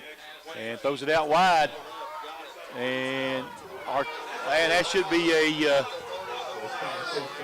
There we go. Yeah, I mean, Ortiz Clark, there's no doubt about that being a horse collar, was it? Yes, there's no doubt at all about it, and they're going to tack 15 to it. They're marking him out. Looks like the 34, so it will not be half the distance. It'll be the full 15 yards. So it should get it down to somewhere around the 19-yard line. That was kind of hard not to call, wasn't it? It would have been hard not to call. That was an easy one. Yep. So, like I say, it'll be the 15-yard penalty. And let's see where they should be around the 19. And Yep. it looks like that's where they're putting it. You're correct. So, 1st and 10 now, Bears with 2:54 to play. And Ortiz was wide open on that. Oh, yeah. And really, that's the only chance he had of catching Ortiz. Reach out and grab him by what he could get a hold of. Yeah, he'd already behind him. Willis will be the setback. Twins each way for the Bears. Bowen Smith gets everybody set. Now he's going to have motion coming across. He's going to give it to Duke Ferguson, I believe, isn't it? Number 87, Vic Johnson. Okay, sorry. Running out of the slot position. That's, Yep. that's the same thing they did earlier with the tight end. Yes. Whitmore had the big run. Right. Gain of 7, 2nd down and 3 coming up for the Bears. 2:10 to play here in the first half. And Pikeville again will go twins each way. Out of the shotgun. Bowen Smith gets everybody set, takes the snap, and hands it off to Zondre Willis, and Willis is going to get maybe 2. Back to, it looks like the 11. And got a flag, a little extracurricular going on after the play. Some pushing and shoving. See if they, if this is offsetting penalties or if they just got the second man. Yeah. Usually don't get the first one. You're right. You're right. And the official is going to give us the Dead call. ball. Sportsmanlike on Union. Be half the distance. Be half the distance, yes. And number 81's going to the sideline. Don't know, I didn't get the number on that. That might have been him, Cornelius Anderson. No. He's, well, they got Anderson listed as a wide receiver. Yep.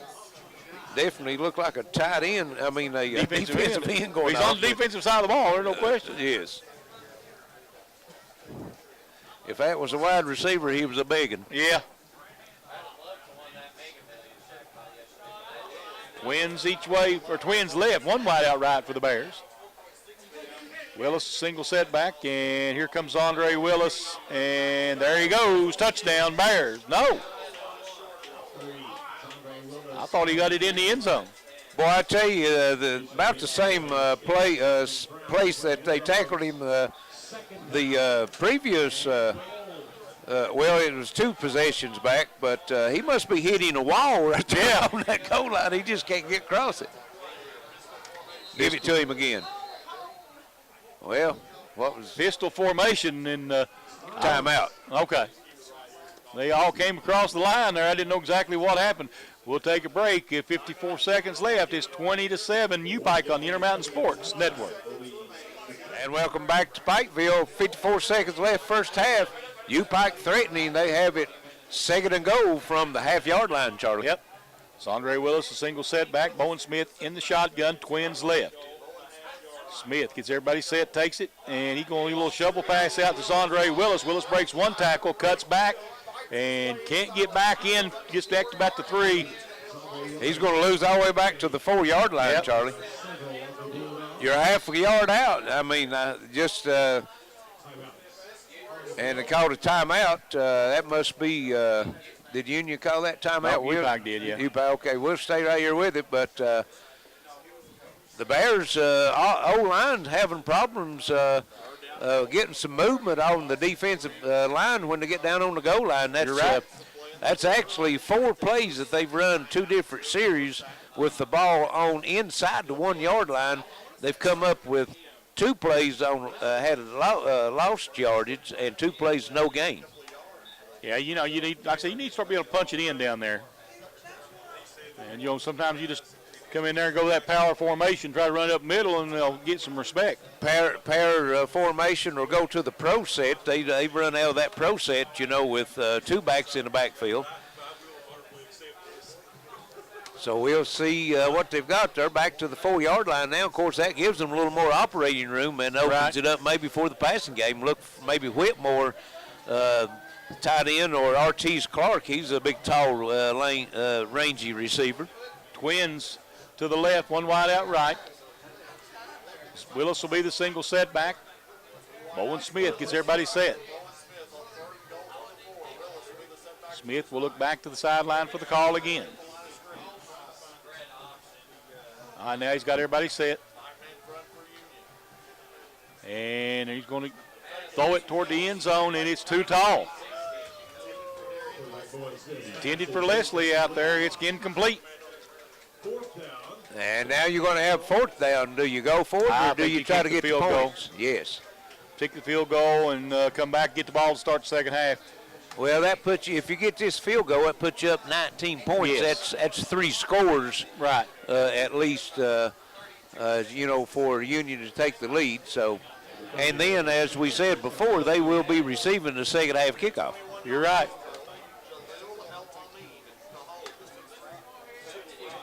Chandler ready to kick the extra point, and it is up. It looks good. And it is no good. Off to the right. So it'll be 20-7 with 31 seconds. We'll stay right here with it, as that's 2 missed extra points today. I hope that doesn't come back to haunt them. Well, that was a field goal there. Field goal, yeah. So, but it was pretty well from extra distance. And as we was informed earlier, when he kicked the first extra point, that was good. That is the 4th most extra points ever kicked in the history of the Upike football program. But struggling a little bit tonight. Turn it over on downs. They'll bring the ball back out to the 20 on the missed field goal. Nice drive, stalled out again. Yep. So Reddy back out on the field. So, and they're going to try to throw it down the field, and that one was woefully underthrown. Well, just no timing on that one, Charlie. The ball was in the air and actually hitting the ground when the receiver come out of his cut to look back for it. It was already on the ground behind him. No timing on that passing play. That was intended for Darian Patterson. Yep. Trips right, one wide out left. Marchionda in the shotgun. All right, we'll show them the blitz. They back out of it. Marchionda act to throw. Marchionda throws it across the middle, and it's going to be caught. And Welkins breaks a couple of tackles before he finally goes down. Took a big shot. Yeah. End up getting a first down out to the 36. And a late flag. That flag come after the play is over. And number 54 for Union going off the field with his helmet in his hand. That's Justin Turner. Yeah. So maybe an unsportsmanlike.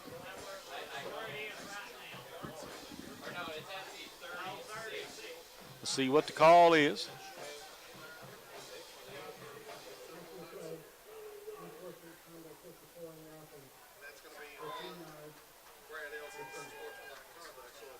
So unsportsmanlike on 54. So the play counts, and then they'll move it back 15 yards because it was dead ball, and it'll be 1st and 10. Okay. Ball out at the 11. 21. 21? Yes. Okay. We'll call it 21-yard line, 1st and 10 with 20 seconds left now for Union. See if they try to take a chance and try to throw it deep this time. And Marchionda going to throw it quickly out. And Elkins with the catch. And he'll pick up about 6 or 7 yards, and we'll have a timeout called by Union. Yes. 10 seconds left. We'll stay right here with it, only 10 seconds.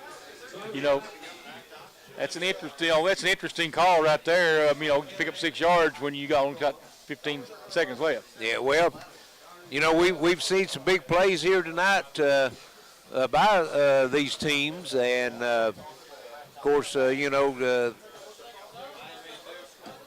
by doing that, you're letting your players, even though you're down 20-7, you're letting them know that you're not giving up. Right. So that's and later on in the season, you might be a one-score game toward the end of the game, 10 seconds to go, and you go through that routine, to try to score. So, Right. Just it's a teaching process. Oh, it is.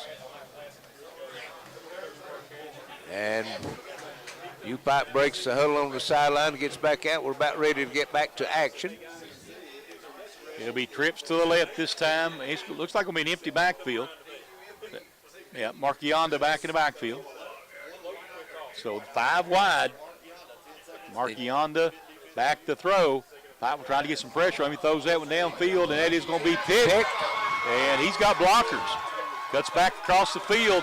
And finally, they'll bring him down at the 30, and that'll end the ball game. That was number Seth Cook, number 4. And it'll be 20-7, Upike at the half. This is the Intermountain Sports Network. And we were talking earlier about Hall of Fame. I don't know if I got all the honorary Hall of Fame out. Let's see. Of course, it was Randy White and Jeff Vanderbeck for the News Express. And it was also Gump over here with us for the up here in the press box. So John, what's Jump's last name? Can't remember all of a sudden. John. It's eluding me right now. Yep. One of those things. But anyway, everybody would know him better as Gump anyway. Yeah, that's now, exactly Gump's been doing the shot clock and the play clock here at the football for several years. Played baseball here at Upike as well. So he did.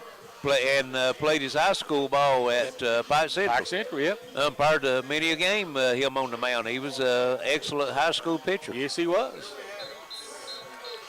John Bevins. John Gump Bevins, yes. I believe I got all the, I think that were the only 2 honoraries, or only 3 honoraries this year.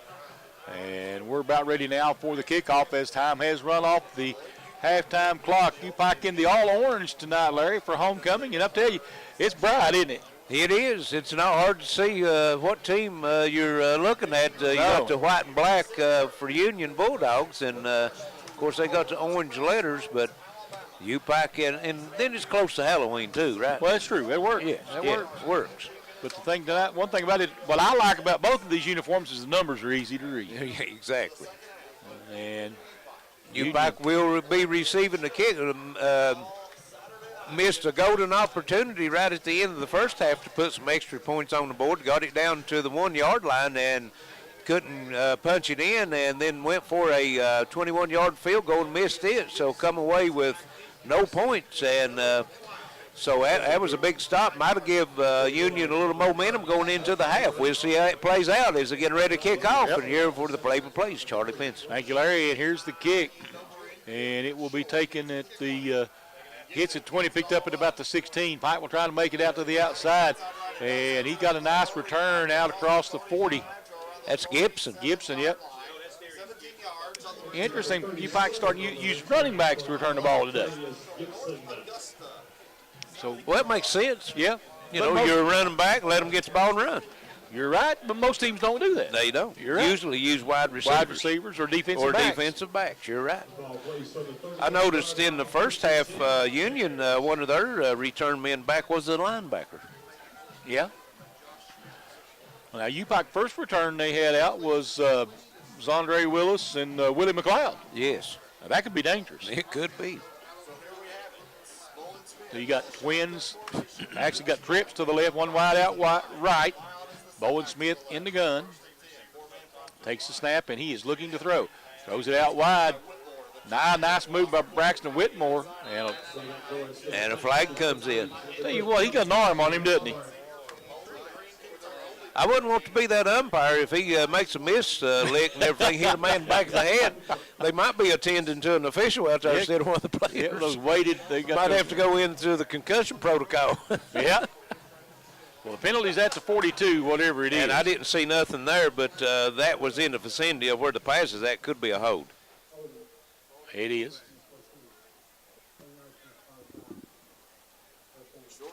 So that'll Back So it that up. will be 10 yards from the spot of the foul. Looks like we're going to start marking it off from the 42. Should put it back to about the 32. Yep. March it back to the 42-yard line. So 1st and 10 from the 32, or 1st and Nice positive 18, I play guess. yardage on the first one. It ends up being a negative play on the penalty. Smith in the shotgun set. So Smith back in the gun, and Whitmore going to trade places with Ferguson. And twins each way. Smith gets everybody set, and he's going to hand it off up the middle to McLeod. Willie McLeod will get the ball up to the 37, gain of what? Picks up five, looks yep. like. 2nd down and 11 now. So the Bears will come back out, 2nd down and 11. The ball resting at the 37. 14 minutes to go here in the third. The Bears want to keep this drive going because this is a momentum drive right here, Larry. Yes. Trips right, one wide out left. In the shotgun, Bowen Smith. Smith takes the time back to throw this time. Looking, and throws it out wide. Whitmore. There's Whitmore. There's the 1st down, and they'll keep the drive alive out at the 45 of Union. I like the way he finishes the 44, run. Yeah, 46 actually. He's seen 2 defenders coming at him. Instead of stepping out of bounds, he just lowers his shoulders and tries to drive through and get what he can get out of it. I like that. So we'll bring up 1st and 10 ball at the 46, as we said, 13-20 to play here in the third. Trips left, one wide out right, Bowen Smith in the gun. Takes it, and Willie McClellan. fake foul, throw it downfield, got a man. Boy, Duke Ferguson, it was open, he just couldn't get it. He had to throw that one right over the shoulder. Yes, had his hands on it, though. He had a chance for it. Just wasn't able to pull it in. 1st and 10 now, or 2nd down and 10 for the Bears, as they've not changed the box over there. 13:09 to go in the third. Upike getting all the call from the sideline. Bowen Smith relaying everything to his lineman. Trips left, one wide out right. Smith will now be in the empty backfield looking, and he's going to throw it down. Man wide open. And boy, nice move. I can't see where you go. Come back inside the 5. It'll be 1st and goal again as number 9, Anthony Brown with the catch. And he got lost on that one. Or he didn't get lost. The defender They lost got him, lost. So big 1st down, 1st and goal now from the 2. That's a bad spot for the Bears so far tonight. Yeah, it has been, hasn't it? And let's see. They're going to go out of the regular offense this time. Trips to the right, one wide out left. 44 yards. And we got a whistle, a flag or a timeout. I don't see a flag, but evidently they are. False start. False start on Upike. March it back 5. Oh, he's holding his flag in his hand. He didn't want to get it wet. He just pulled down weight. Yeah. Pass from Bowen Smith to Anthony Brown. So that'll back it up to the 7-yard line now. 1st and goal from the 7. You're right. One wide out left for Smith. McLeod is the 7. And again, the same formation. Bowen Smith will look back to the sideline again, and we got another whistle.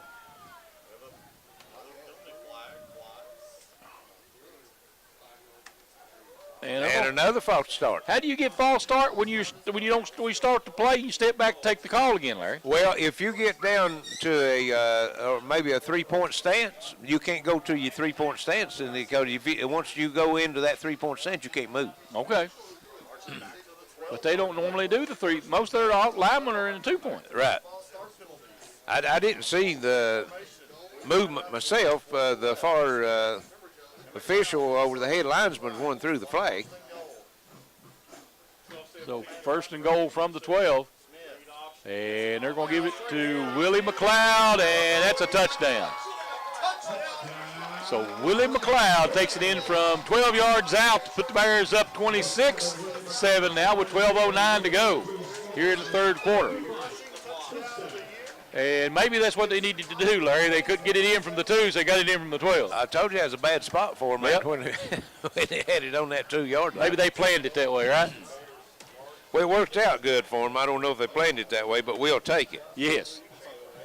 And here comes Chandler with the extra point attempt, trying to make it a 20-point lead. And there's the kick is up, and this one is good.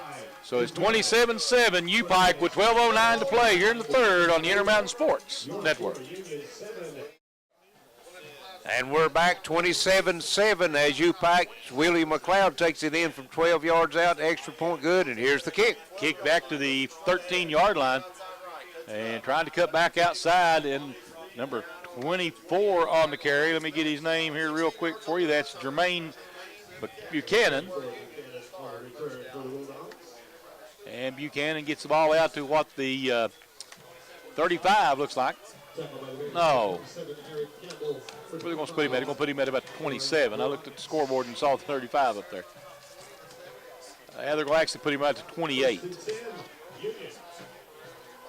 So first and 10 now, Union. Right now, this is a big play for both teams this series, because if Upike can hold, momentum will be big, won't it? Yes, it will. Twins left, one wide out right. And they're going to hand it off out of the backfield. And he'll get out to about the 33-yard line. Who was that? Was that that was number 21, Reddy. Reddy? Yeah. I'd run him a lot. He's been their guy, hasn't he? Yes, he has been.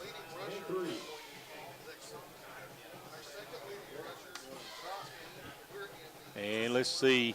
Twins to the left, one wide out right. Wells in the shotgun. And high pass, they're going to have to Elkins. Elkins trying to come to the end around, and he goes nowhere this time. May have actually lost a yard. Might have. It's either a yard loss or back to the line of scrimmage, one of the two, and they are going to mark him back to the 33, a loss of 1. And that's going to bring up 3rd and 5. Clock ticking down to 11 minutes left here in this third quarter. Big play right there. Bears trying to come away with the win here and move to 3-0 in their division, and that will keep them tied with Reinhardt at the top of the list. Twins left, one wide out right. And looks like it's going to be Wells again at quarterback. And Elkins in motion again. This time Wells going to keep it. And Wells got the first down and then some. And he is down inside the 30 before they finally bring him down. Big run that time by Wells. Mark him at the 27-yard line, 1st and 10 there for Union. And the Bulldogs fighting their way back into this one. Trying to really quickly. Broadneck's running him down for Upike, or he might have tucked that one in because they had he had one blocker in front of him. He was run down from behind. And let's see, trying to get some stats back up for you, Larry. Sorry about that. Twins each way now for the Bulldogs. And we've got Marchionda in, and he's going to hand it around to Elkins again. And Elkins gets a nice run. Elkins down to the 22-yard line, looks like.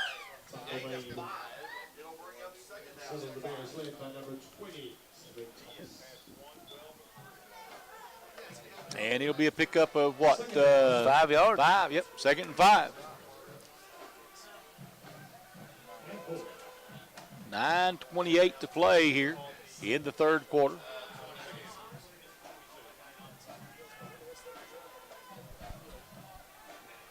And the Bulldogs again with twins each way.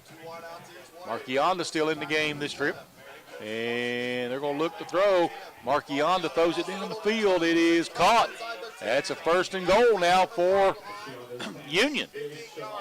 That was number 19, Tyler Toombs, with the reception. And inside the 10, as Charlie said, down to the 6.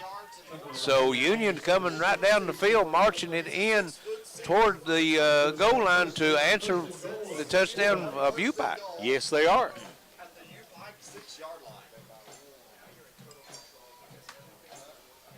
At the 6, it'll be first and goal.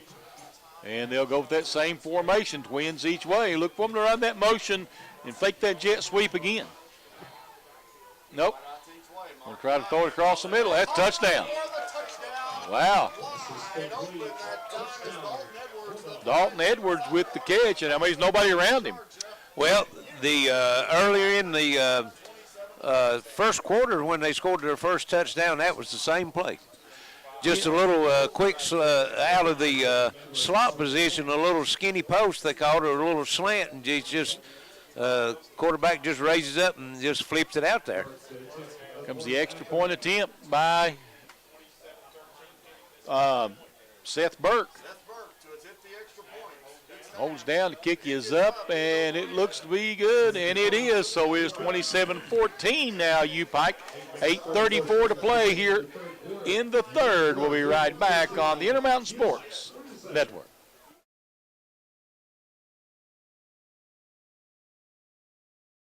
And Upike, looks like we got a scrum over there on the sideline.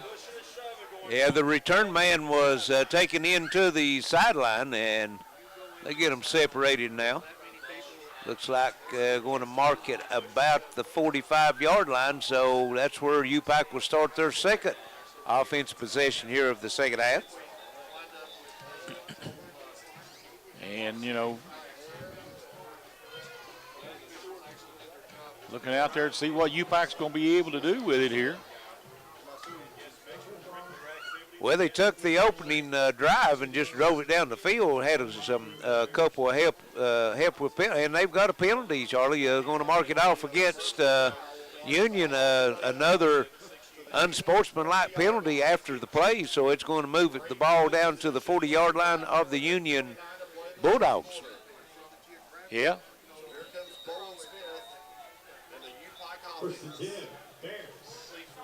8:29 left here in this third quarter, 27-14. Both teams had one possession here in the second half. Both teams put it in the end zone. And trips right, one wide out left in the shotgun. And looking, he's going to throw it out wide. And Johnson gets it. He'll get down inside the 45. We're going to call it the 45. That little short pass has been there all night. They've not really thrown the ball a whole lot. They've been moving it on the ground very good, but it is available to them if they want it. Yes, it is.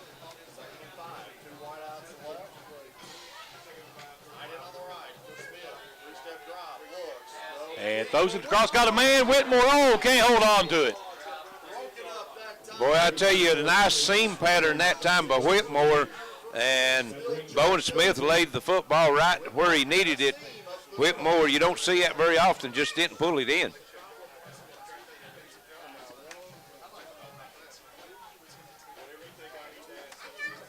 And it'll be, they're waiting, I guess, holding them up, play up, let everybody get their substitutions in. So it'll be twins each way now for the Bears. 3rd and 5. This is 4-down territory, Yes, I'm yes. pretty sure, for the Bears. Bowen Smith in the shotgun. Takes it and going to hand it to Zondre Willis. Going to be about a yard short, I think, Yep. Charlie.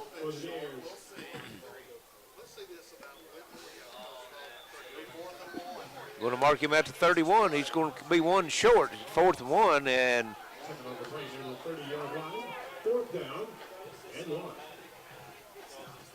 Whitmore comes in now off the bench for the Bears.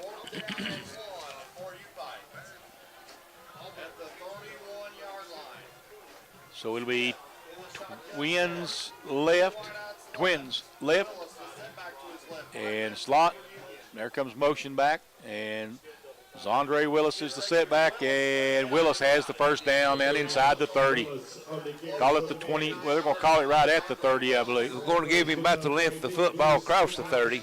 So he just needed to get to the yard marker for the first down, and he got it. A new set of downs for the Bears.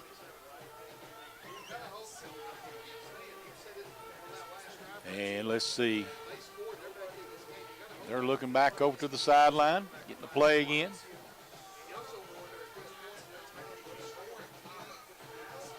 Still taking their time to get the play called in. Let's see. Down to 10 seconds on the play clock. Twins each way now for the Bears. Smith in the shotgun. Here comes motion. And that's worked for him all night. And he tried to keep it himself. And Bowen Smith is going to get no gain. Actually going to lose about a half a yard. Yeah, it's going to lose back to the 30.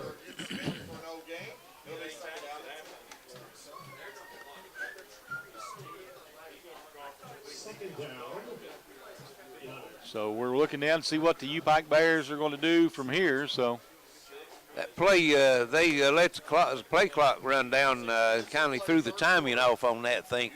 Charlie, that time had to hurry and get it snapped to keep from getting the delay of game. Right.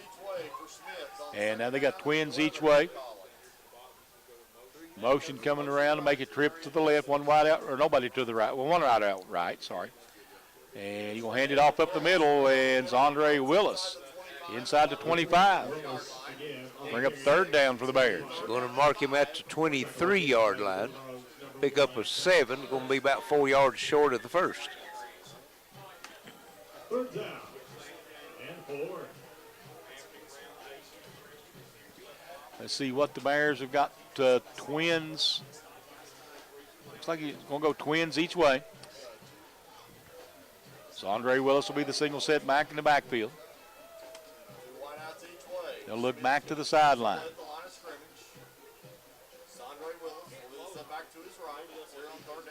And again, everybody trying to get set.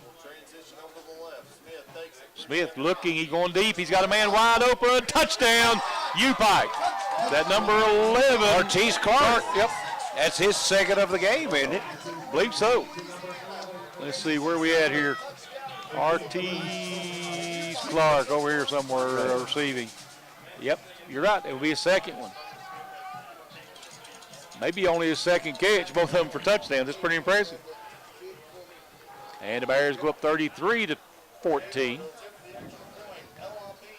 Here's the extra point attempt by Chandler. Kick is up, and it is good. And it's 34-14. Bears back up by 20 with 4:52 to play. We'll be back in just a moment on the Intermountain Sports Network. And we're back at Pikeville, 4:52 left here in the third quarter as Pikeville extends their lead back to 20 points, 34-14, with the big touchdown pass from Bowen Smith to Ortiz Clark. And with that touchdown pass, Bowen Smith moves into fourth spot all time for passing touchdowns at Upike. For a career, yes. Yes, for a career. That's I think that makes him 23 in his career, if I'm not mistaken. Still got a long way to go to get that number 1 slot, though. His mentor and quarterback coach up top's got that one. And how many would that be? I'll have to look at the book here in a minute. I've got the stats here. We'll take a look. And a little pooch kick. Fair catch called. Missed it. And, boys, they got lucky there, picked that one up. Yes, they did.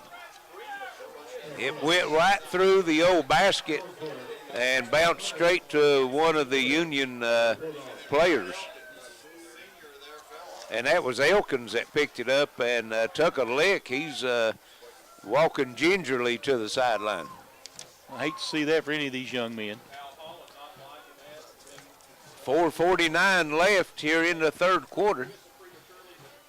Had 3 offensive possessions here in this second half, Charlie. 2 by Pikeville and 1 by Union, and all 3 has resulted in touchdowns. Yep. Trying to get those numbers for you here while we're waiting. And it'll be, we got Wells, looks like, in the backfield. Quarterback. He had the big run on the last possession. And he's wanting to throw. Oh, new guy in. Let's see. Missed incomplete pass at his number 11. Actually, has number 11. Kendrick Furness. Yeah. Furness. Furness or Furness? Furness, I would think.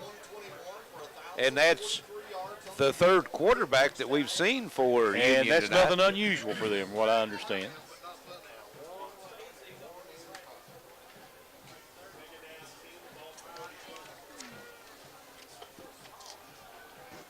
Okay, and let's see. Clock stopped for 4:43 left, 2nd and 10. And same formation out of the pistol. Twins left, one wide out right. And this time we're going to try to run it out to the backfield. And nowhere to go this time. Bears all over him. That was ready. Yes. Passing touchdowns in the game where Trevor Hoskins holds all those records. He holds twice. He's through 6. Of course, now, Trevor Ward for a season had 27. For a career, he has 64. 64. So 23 from 64 is a whole lot. Well, he's almost caught his single season record for a career, which is not saying anything bad about Bowen Smith. It's just Trevor Hoskins owns every record in the passing books here. Yes. Furness takes it, throws it out, and ball is picked. And the Bears with another turnover. This time they have the ball at about the 33-yard line. And that was number 41, Seth Johnson, the linebacker, coming away with the tip pass. Well, actually, it wasn't tipped. It just went through the hands of the receiver, Right. and the old tip drill coming in. That's the 3rd interception for the Upike here today. That's pretty impressive right there. Great field position, too. They'll have it at the 34-yard line of Union, and if they can punch this one in, Charlie, with 3:57 left here in the third quarter, it will go a long way about putting this one in the win column. You're exactly right. As we've said earlier, if you can get Union in a passing situation, they're not very efficient. Right. Twins right. In the shotgun is Smith. Willie McLeod back there with him. And Bowen Smith looking to throw.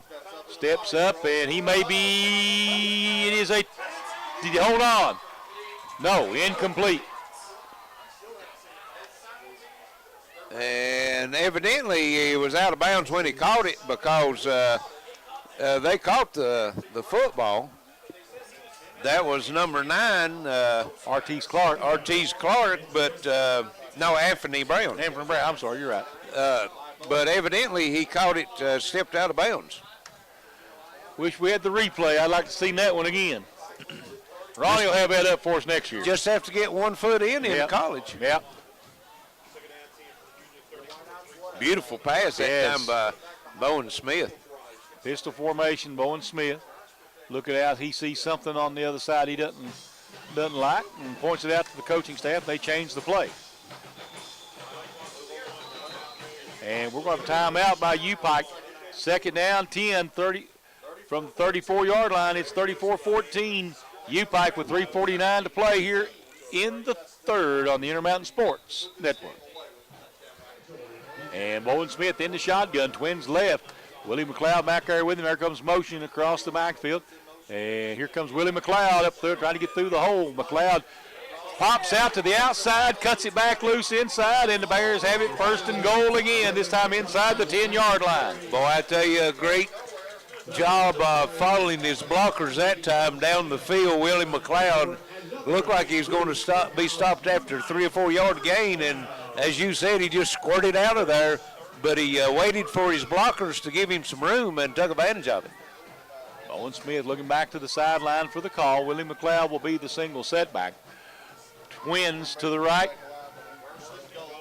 And let's see. Going to go with a tight end and a slot to the left. Going out of the pistol this time. Willie McLeod in the backfield, and they're going to hand it. No, they're going to fake the handoff to McLeod. He's looking for the end zone again. And Bowen Smith going to turn and run it himself. Bowen Smith trying to get in, and he's going to be at the 1. Again. Yeah, 2nd and goal from the 1. That's the 3rd time tonight Upike has been stopped on the 1 yard line. They'll have to do something to try to get that one done.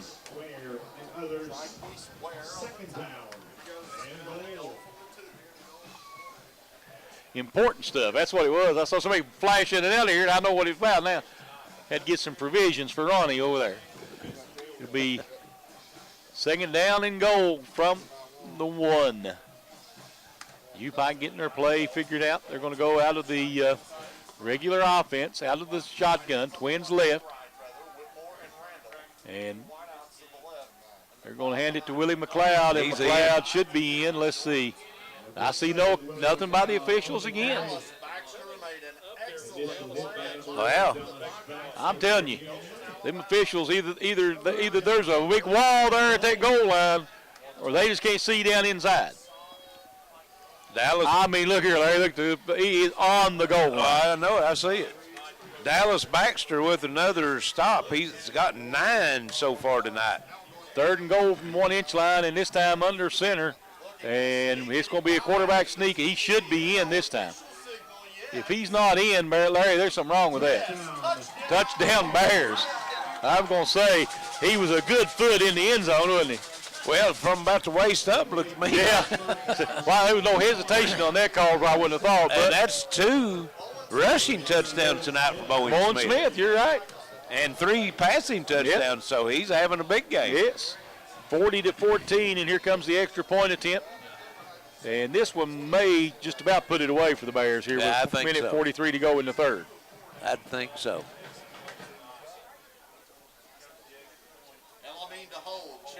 And Chandler's kick is up, and it is good. 41-14, Upike. 1:43 to play here in the 3rd. We'll be right back on the Intermountain Sports Network. And welcome back to Upike. 1:43 left here in the 3rd quarter. 41-14. Bears extends their lead out as Bowen Smith takes it in from 1 yard out. Extra point good. And now it's set to kick off, Charlie. Yep. And another pop-up kick over here to the side. Fair catch called for, made this time at the 29-yard line by number 36, Joaquin Pledger. On the 30-yard line, and that is where Union will take over first and 10. Let's see. 1:43 to There we go. That's a little better. Brought it back up to date now. As Upike came into the day's game averaging 445 total yards a game. They've got it up to 364. We're still in the 3rd quarter, so they're right on cue, Charlie. Yep. And here we come, back out with the offense. Who we got in at quarterback? Looks like that Marquionda, yeah. Marquionda in the shotgun, twins left, one wide out right. And Marquionda takes it, high snap, he's going to hand it off. And Reddy just goes right through everybody for a pickup of 11. Should be a first down. 74 yards on the game for Reddy. 1st and 10. Twins left, one wide out right. They're going to run it again, looks like. And Reddy goes up the middle again. And he's going to pick up about 3, looks like. 2nd down, 7, looks like, with a minute 19 to go here in this 3rd quarter. And let's see. The Bears can get a stop here. Well, Union's doing what they've done best today. That's keep it on the ground. They've got 3 interceptions, so they don't want to have to throw it no more than they have to. So 2nd and 7, we're under a minute to go, 52 seconds. The downside to that, you're down 27 points.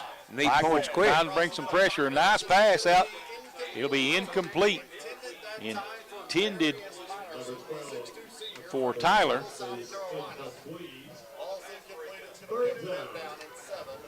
So 3rd down and 7 coming up now for the Bulldogs. 44 seconds left here in the 3rd quarter. Pikeville leads it 41-14, sorry. Big 3rd down here for Union. 3rd and 7. Trips left, one wide out to the right. Reddy is going to be And Reddy, single setback, trips left, one wide out right. Marchionda takes it, he pumps, and he's going to be sacked. Yes. Who was he? Got him that time. Turn around, me see him here. That is number 8? Number 8. Or number 9, let's see. Number 8, got to be 8. 9's Cornelius Jackson. Anfrey Brown's number 9. Right. Well, his jersey was all wrinkled. Yeah, I know. It's hard to tell see. if it's 8 or a 9. It'll be 4th down and 11, and they're going to go for it. Yes, they don't have no choice now. And in. If they get this one off before the end of the quarter, it's taken down to 5 seconds. They do. I will bring in the pressure, throwing it across the middle. It'll be incomplete. Intended out there for Brad Elkins, and they'll turn it over on downs. And the Bears have a player down out there. Looks like, let's see. I believe that's 15, Andre Williams, I thought. See if we can get a number there. As soon as if he moves around. No, it's 20-something. I saw a 2. 25. Okay, 25. It's Rodnick's, the linebacker. So it's. Well, he went up to try to bat the ball down, Charlie, and when he come down, he might have come down awkwardly on his right leg. They're looking at it. I don't know, turned the ankle, maybe hyperextended a knee or something, but a lot of times, when you come down, you put that torque onto your leg, in a odd position, and tweak a hamstring, knee, ankle, whatever. Yeah, you're right. 1/2 seconds all that's left here in the third quarter. Let's see. Oh, okay. And they're still working with him out there. Let's hope everything's going to be all right. Again, we don't want to see any of these kids on either side of the line of scrimmage get hurt, do we? Exactly. And it looks like they're going to bring. Thought they were going to bring him across there, but maybe not. Yeah, he's getting ready to get up now. He's sitting up. That's a good sign. We've got 41-14 lead for the Bears here. And he's going to walk off. Just shaking up a little bit. Took a hard spill there, maybe limping a little bit. It looks like he's just shaking up. I don't think he doesn't act like he's hurt. Right. So it'll be first down for the Bears. 1st and 10 going the other way as they turn over on downs. And we'll have to have one snap before the end of the quarter, right, even though there's a 1/2 second left because you had a change of possession. So they're going to give Wofford a chance here at the quarterback position now for a while. Trips to the right. One wide out left. Well, he was in for one series of downs earlier in the or late in the second half. Yep. And ended up in being a 3 and out. Wofford throws it out wide. It's going to be caught. And Vic Johnson with the catch. And that'll be the end of the third quarter, 41-14 Upike. This is the Intermountain Sports Network. And welcome back to Pikeville, ready for fourth quarter action. 41-14, Upike with the big lead, and they'll have it 2nd and 5 from Union's 34-yard line as they got this possession, Charlie, with the interception. Right. Twins each way now. Wofford in the shotgun. Back there with him is Zondre Willis. We got motion coming to the near side. And they're going to hand it to Zondre Willis up the middle. And Willis, he'll get a first down inside the 30 to about the 27-yard line. About to tackle him with an arm. He just spun away from that. Yeah, Willis with at the end of the third quarter, 83 yards, so he picked up 5 on that one. So he's up around 90 yards now. Willie McLeod with 65 yards. Upike, let's see, 220 yards on the ground, 149 yards in the air, 369 yards at the end of the third quarter. Big offensive day for the Bears. Trips left, one wide out right. Wofford, and he's going to have to keep it himself. They were all over him there, nowhere to go. They had the blitz. They had everybody coming. They did. They didn't fool anybody there. And he's going to lose back to the 31-yard line. A loss of 4. Second and 14. Second down. 14. Right, the 6'3" senior from Greer, South Carolina. So let's see what the Bears can do here. Let's see. Down at 14. It's from the Union 31-yard. Wofford back out there. He's got Willis beside of him. Twins each side. Willis with the setback to his left. 4-man front for Union. Here on second Wofford gets everybody set. He's going to take the snap. He's looking to throw. Wofford steps up into the pocket, and he's going to have to run with it. Breaks a tackle, breaks another tackle, and he gets you down inside the 23. So that's the thing that athlete can do for you. Broken play, he can make something out of it. Yes. We'll call it about 6. We're going to give you, looks like about 6 yards. Going to bring up third and 6. See, Wofford gets everybody set. He'll have trips to the left, one wide out right. Trips left for Wofford. One wide out. And it looks like Willis is going to be the setback to his left. Willis will be the single setback. He'll look back to the sideline, get another call. 14. 4-man front for Union. Now he gets set again. Wofford gets everybody ready. Takes it and looking to throw. They're coming with everything they've got. He throws it and incomplete. And hit about the time he threw it from behind, they kind of threw him off. Yes.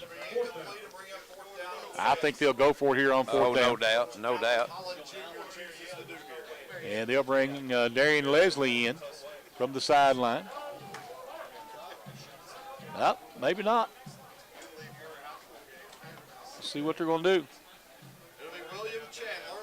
Looks like Chandler going to get a chance to make amends here, maybe try to kick a field goal. He is going to attempt a 40-yarder. Well, I mean, Larry, not a bit of wind out there. I mean, the flags are just hanging limp over there. Kick is up. It's got, hits the goalpost. Had plenty of leg. He hit about 5 yards up on the goalpost, but as I was getting ready to say before the kick, you was talking about the wind. The wind's not been the factor. It's been the accuracy for him tonight.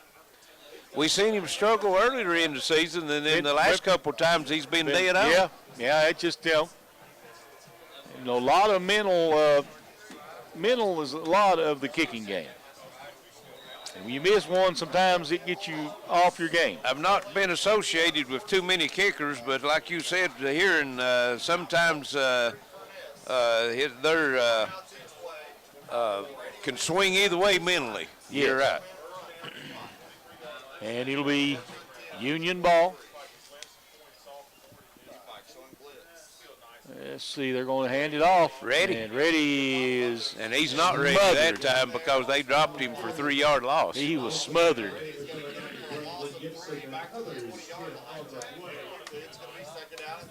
Another nice tackle for loss, though, for the Bears. Second down.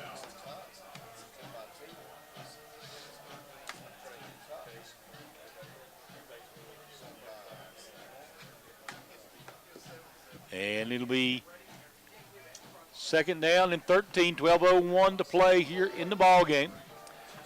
41-14, Upike. Second down and 13.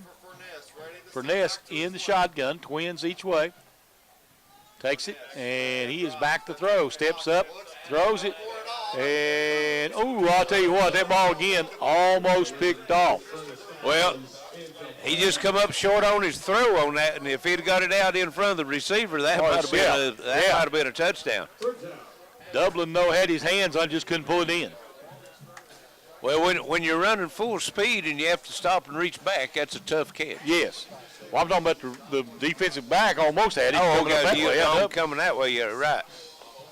Well, it also hit off the hands of the receiver after Dublin tipped it. Yep. So bring up third down now, 3rd and 13.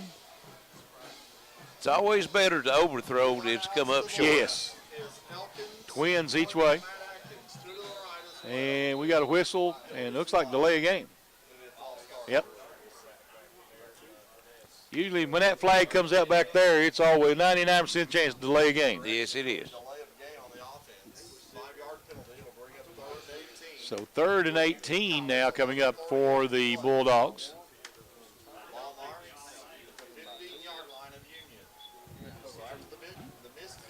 You may see the Bears play a little prevent here, Larry. I don't know, though, really, because they're going to go for it on 4th down no matter what, I believe. Well, I don't think they'll go for it down on the 15. Maybe not. And Twins each way. Burness back to throw, steps up, and he's going to be sacked. Number 11, Burness, on the carry. So that'll be go down as a sack, though. It's a loss, won't it? And a late flag. And I think that's going to be against Union. I've seen the officials trying to get a couple players separated, and then one of the Union players pushed a Upike player. Okay. What time the officials was trying to get them separated, so I think it's be half the distance. Union getting real frustrated now, down 41-14. Well, it's been chippy the whole game. Yes, actually. it has.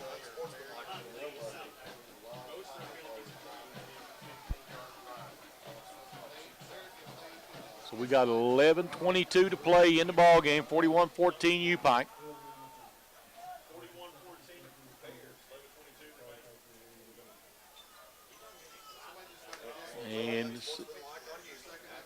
And it will be half the distance to goal line. You are correct. I didn't get the number on that, but I think that was the second one on that player, and he's been ejected from the game. There have been several of those thrown tonight. Let's see, penalties. 9 for 105 for Union. Pikeville has had 8 for 80. Well, they've got 10 now because that's not updated Right. yet. Kicking from the back of his end zone, and he gets it. Boy, it's a terrible kick. I'd walk up. Well, I don't know. Nice roll. It's going to roll to the 49-yard line. Ball is down near the 48-yard line. They may give him the 48. Be a 30-yard punt. Yep. Actually, probably 15 yards in the air. Maybe. 11:08 left. 41-14 Upike, and they have a chance to put more points on the board. You're right. Look for Wofford to be back out there. I would think so. Give him a chance to get. He's a freshman, and give him a chance to get some snaps under his belt. He's looking a little uncomfortable in the pocket here. Times that he's been out there, he looks good when he decides to run the ball, but he's just been a little uncomfortable in the pocket. Got those happy feet, to call it. And we've seen him throw some of those nice balls this season. Yes. So Wheatley now the setback, Twins each way. As Wofford gets everybody set, takes the snap, and he's going to hand it up to Wheatley, and Wheatley just bowls up to about the 46-yard line. Picks up 5. Wheatley has a running style similar to Benny Snell of UK. He just don't have the power that Snell's got, but he just takes it, lowers his shoulders, and gets what he can get right between the tackles. And usually when a defender hits him, the defender's going forward. Yes. Twins each way. Wofford again takes the snap and keeps it himself. Wofford out in he keeps on his feet. If he breaks another tackle, he's going to go out of bounds inside the 30 at about the 28-yard line. Nice run. They're going to call it the 20. They're going to call it the 30. Maybe. Hard to tell. That's where they're going to put it at. It's going to be on the 30. It'll be on the 30. You're right. So 1st and 10, Upike. Clock a rolling. 10 minutes left here in the ball game. So it'll be Twins right. Twins both ways, looks like. Wofford gets everybody set. 2 wideouts each way for Wofford. Wofford now gets everybody set. Takes the snap and going to hand it off again. Wheatley. That's Gibson. Gibson, sorry, you're right. Gibson down inside the 15. Call it the 14 where he gets to. Big hole that time. 16-yard run. Bears' O-line is starting to take control of that line of scrimmage now. Union's been out there a lot on the field, their defense. And let's see. Upike looking back over the sideline, trying to get it. Got twins each way. In the shotgun. Wofford. Wheatley back there with him, isn't it? Yep. And he's going to hand it to Wheatley, and Wheatley, touchdown, Upike. It's his second one of the day and second of his young career here for the Upike Bears. You're right. So that young man got a future here. Yes, he does. 47-14, Upike now 9-10 to play in the ball game. We seen him have a huge game here against Pikeville High School last year when Lexington Catholic came into town during the playoffs. You're right. Here comes the extra point attempt. It is up. It is good. And it's 48-14, Upike with 9:10 to go on the Intermountain Sports Network. And we're back at Pikeville, 9:10 left in the ball game. 48-14, Upike with the big lead, and they kick off. Another pop-up kick down to about the 35-yard line.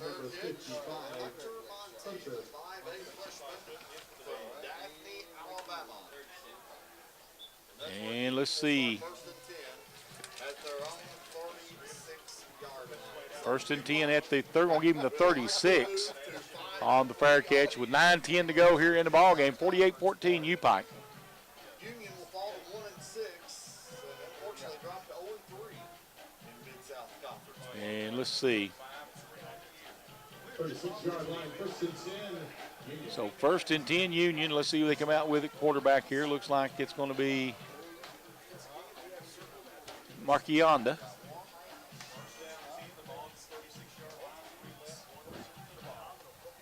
And he's going to want to throw it. Pumps.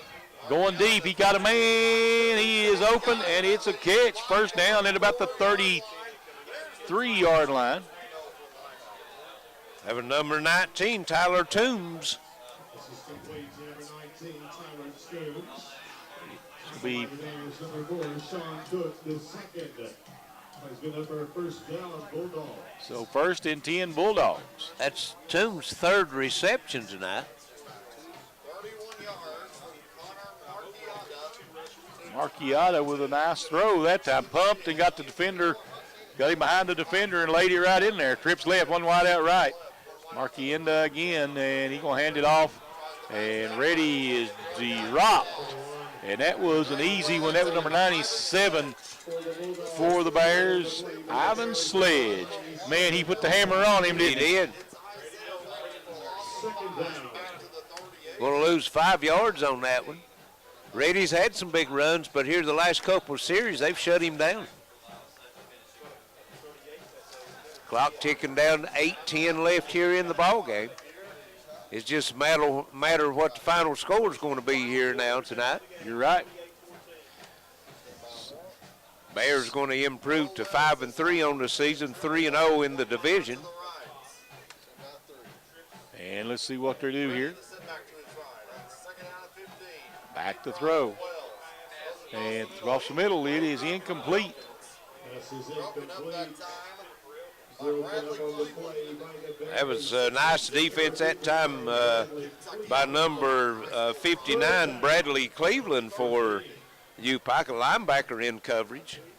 Covering a quick receiver, too. He was staying right with Elkins. Yes. Here they come back to the line of scrimmage again.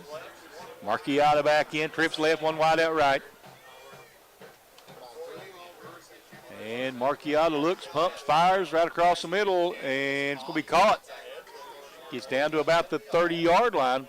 I think that was Buchanan with that one, number 24. Yep, and he'll get a gain of 8. Oh. He didn't get to 30. He'll get a gain of 7 then, won't it? It's going to be 4th and about 8. Yep.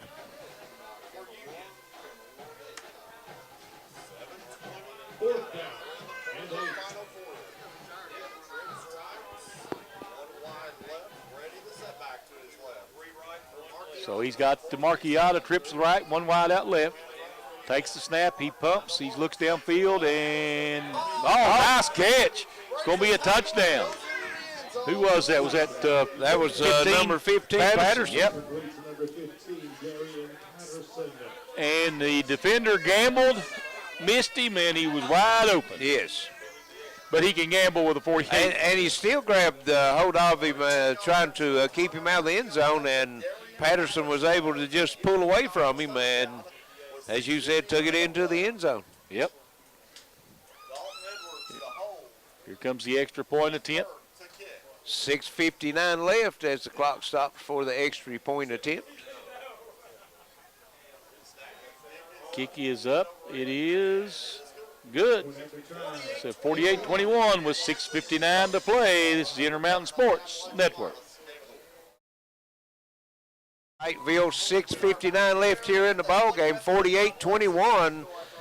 Upike over Union as Union scores on a touchdown pass from Marciana to Patterson. I couldn't remember which quarterback they had. I know. They played three quarterbacks today. So they're set to kick it off and look for an onside kick on this one, Charlie. So Willie McLeod back deep for the Bears. And let's see. Kick is going to be short. Be taken at 38. And a nice return back out to midfield. I think it was 82. 82, you're right. 82 is Brian Mitchell. That's interesting because Brian Mitchell a lot of times is the deep man, so he kind of hung him up a little bit by putting him up short, didn't he? Right. So 1st and 10 Bears at the 49-yard line of Union. And the Bears it looks like they have this one put away with 6:53 to play. I'd think so. Of course, you would love to just keep moving the football, though. Keep eating that clock.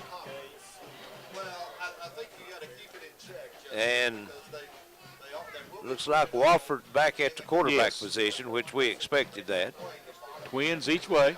Next week, they go on the road to Wofford gets everybody set. Takes the snap and fakes, throws it out there. There's his pass complete. And that is number 80 on the reception, Braden Randall. Here comes the wind. Wind picking up just a little bit. Yep. It'll be 1st and 10 Bears.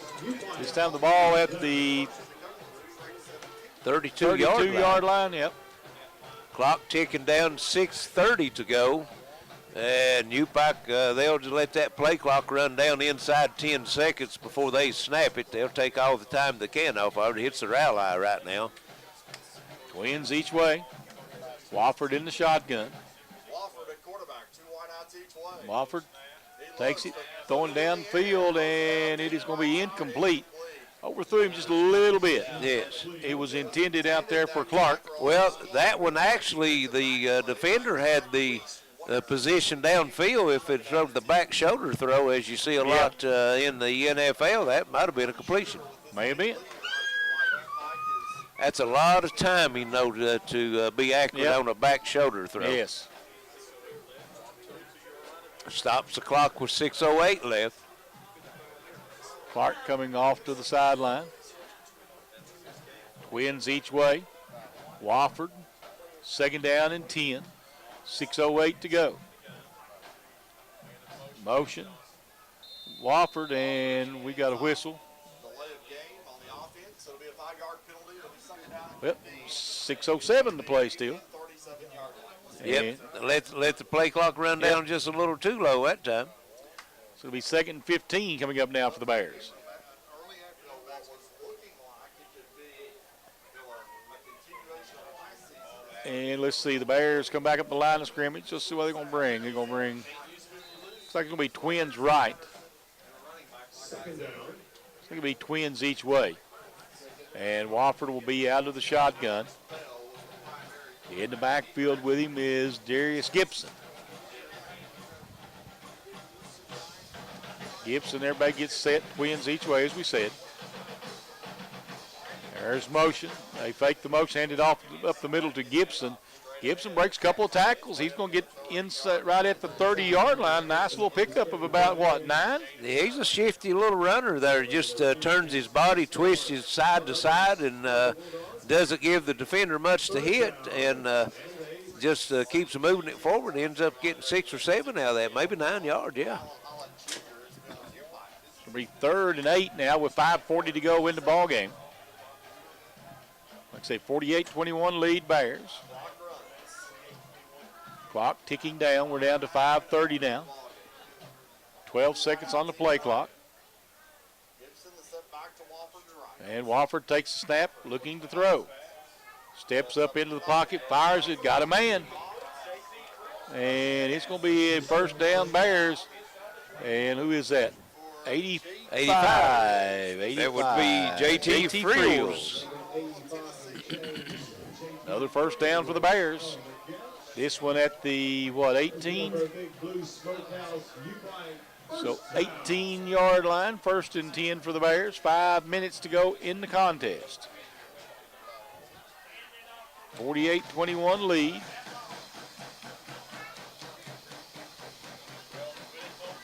And they'll come back up the line of scrimmage with one wide out to the left, twins right. Split backs in the backfield. And he's going to give it to Gibson. And Gibson bulls his way down to about the 16-yard line. Carrying a defender with him. Gain of 2, 4:30 to go here in the ball game. Second down. So 2nd down and 8. Look for the Bears to just try to keep running the ball and milk the clock here. Right. Yes, they just need to keep picking up another first downer and keep that clock running. Not taking no chances, nobody getting hurt. Right. This one's in the books for them. Yeah, twins right, one wide out left, split backs in the backfield. He's going to put him in motion. He's going to throw it out. Gibson. And nice job by Gibson. Gibson gets down to the 11, maybe the 10. Yeah, close to the 10. He's going to give him the 10. 3rd down and 2, 3:45 to play. 3rd down and 2. Clock down 3:35. Twins left, one wide out right, split backs again in the backfield.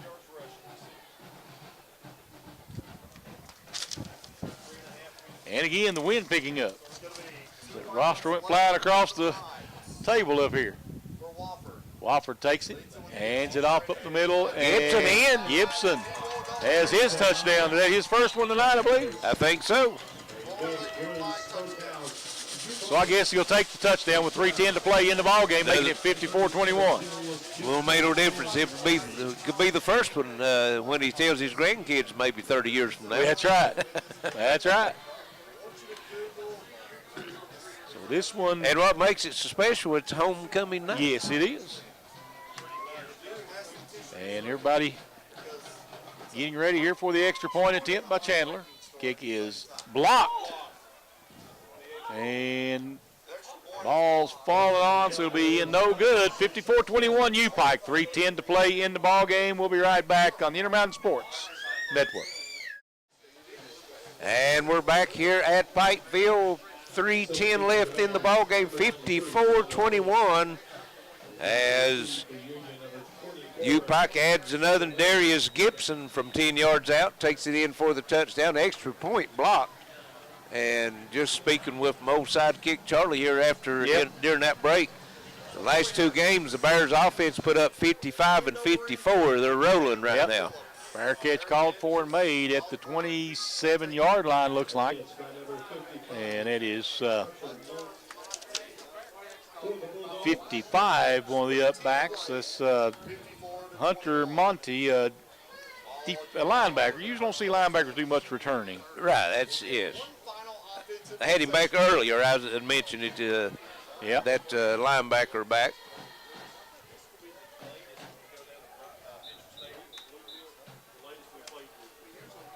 So Union will have it on their own 28-yard line.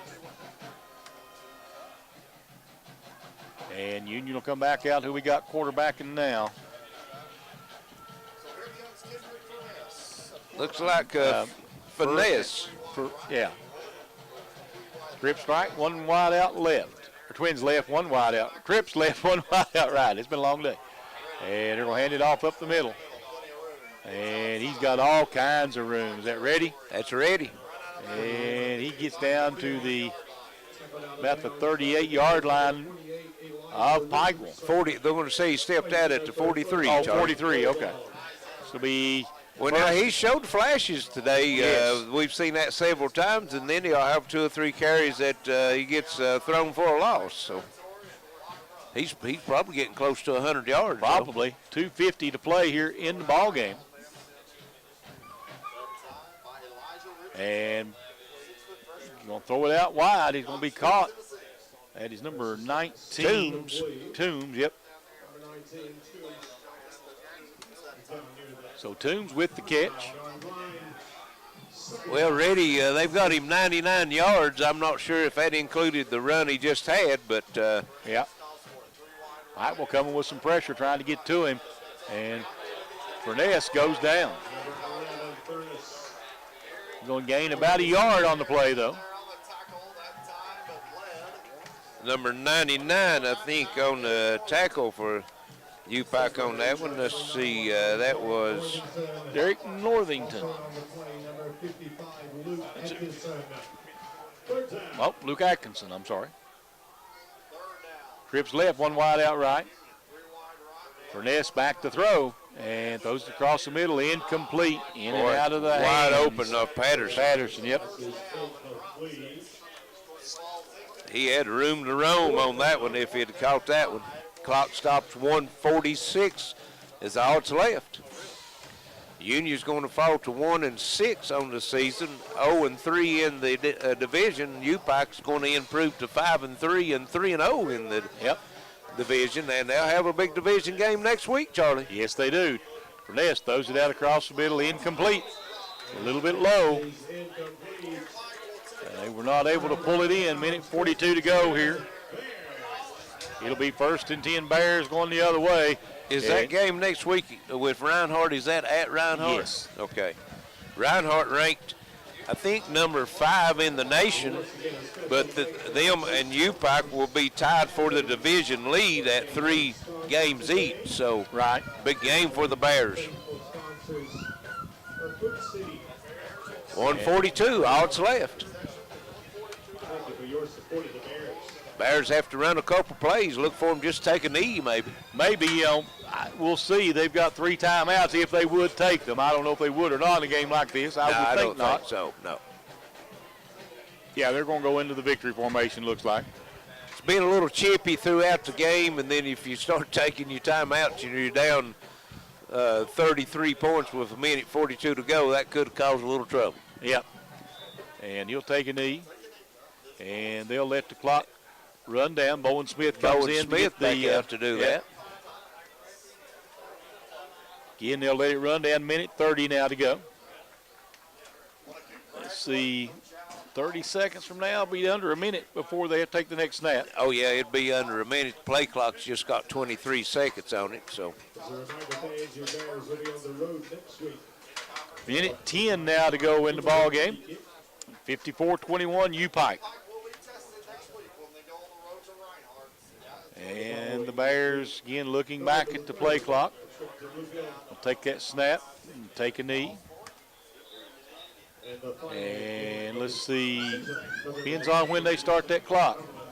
Yeah, they're going to have to take one more snap. 49 seconds. The crowd is getting up and leaving and got the play clock blocked. I can see this one up here now. It's 27 seconds and running, so one more snap. There's about 12 seconds difference between the play clock and the game clock. Once you get it down under 30 seconds, though, you can snap it, and that's it. Yep. 54-21, the Upike Bears improved to 3-0 in the Mid-South Conference. I think we're the Appalachian division, but they're 3-0 in their division. We'll take a break and be back to wrap this one up in just a few moments on the Intermountain Sports Network.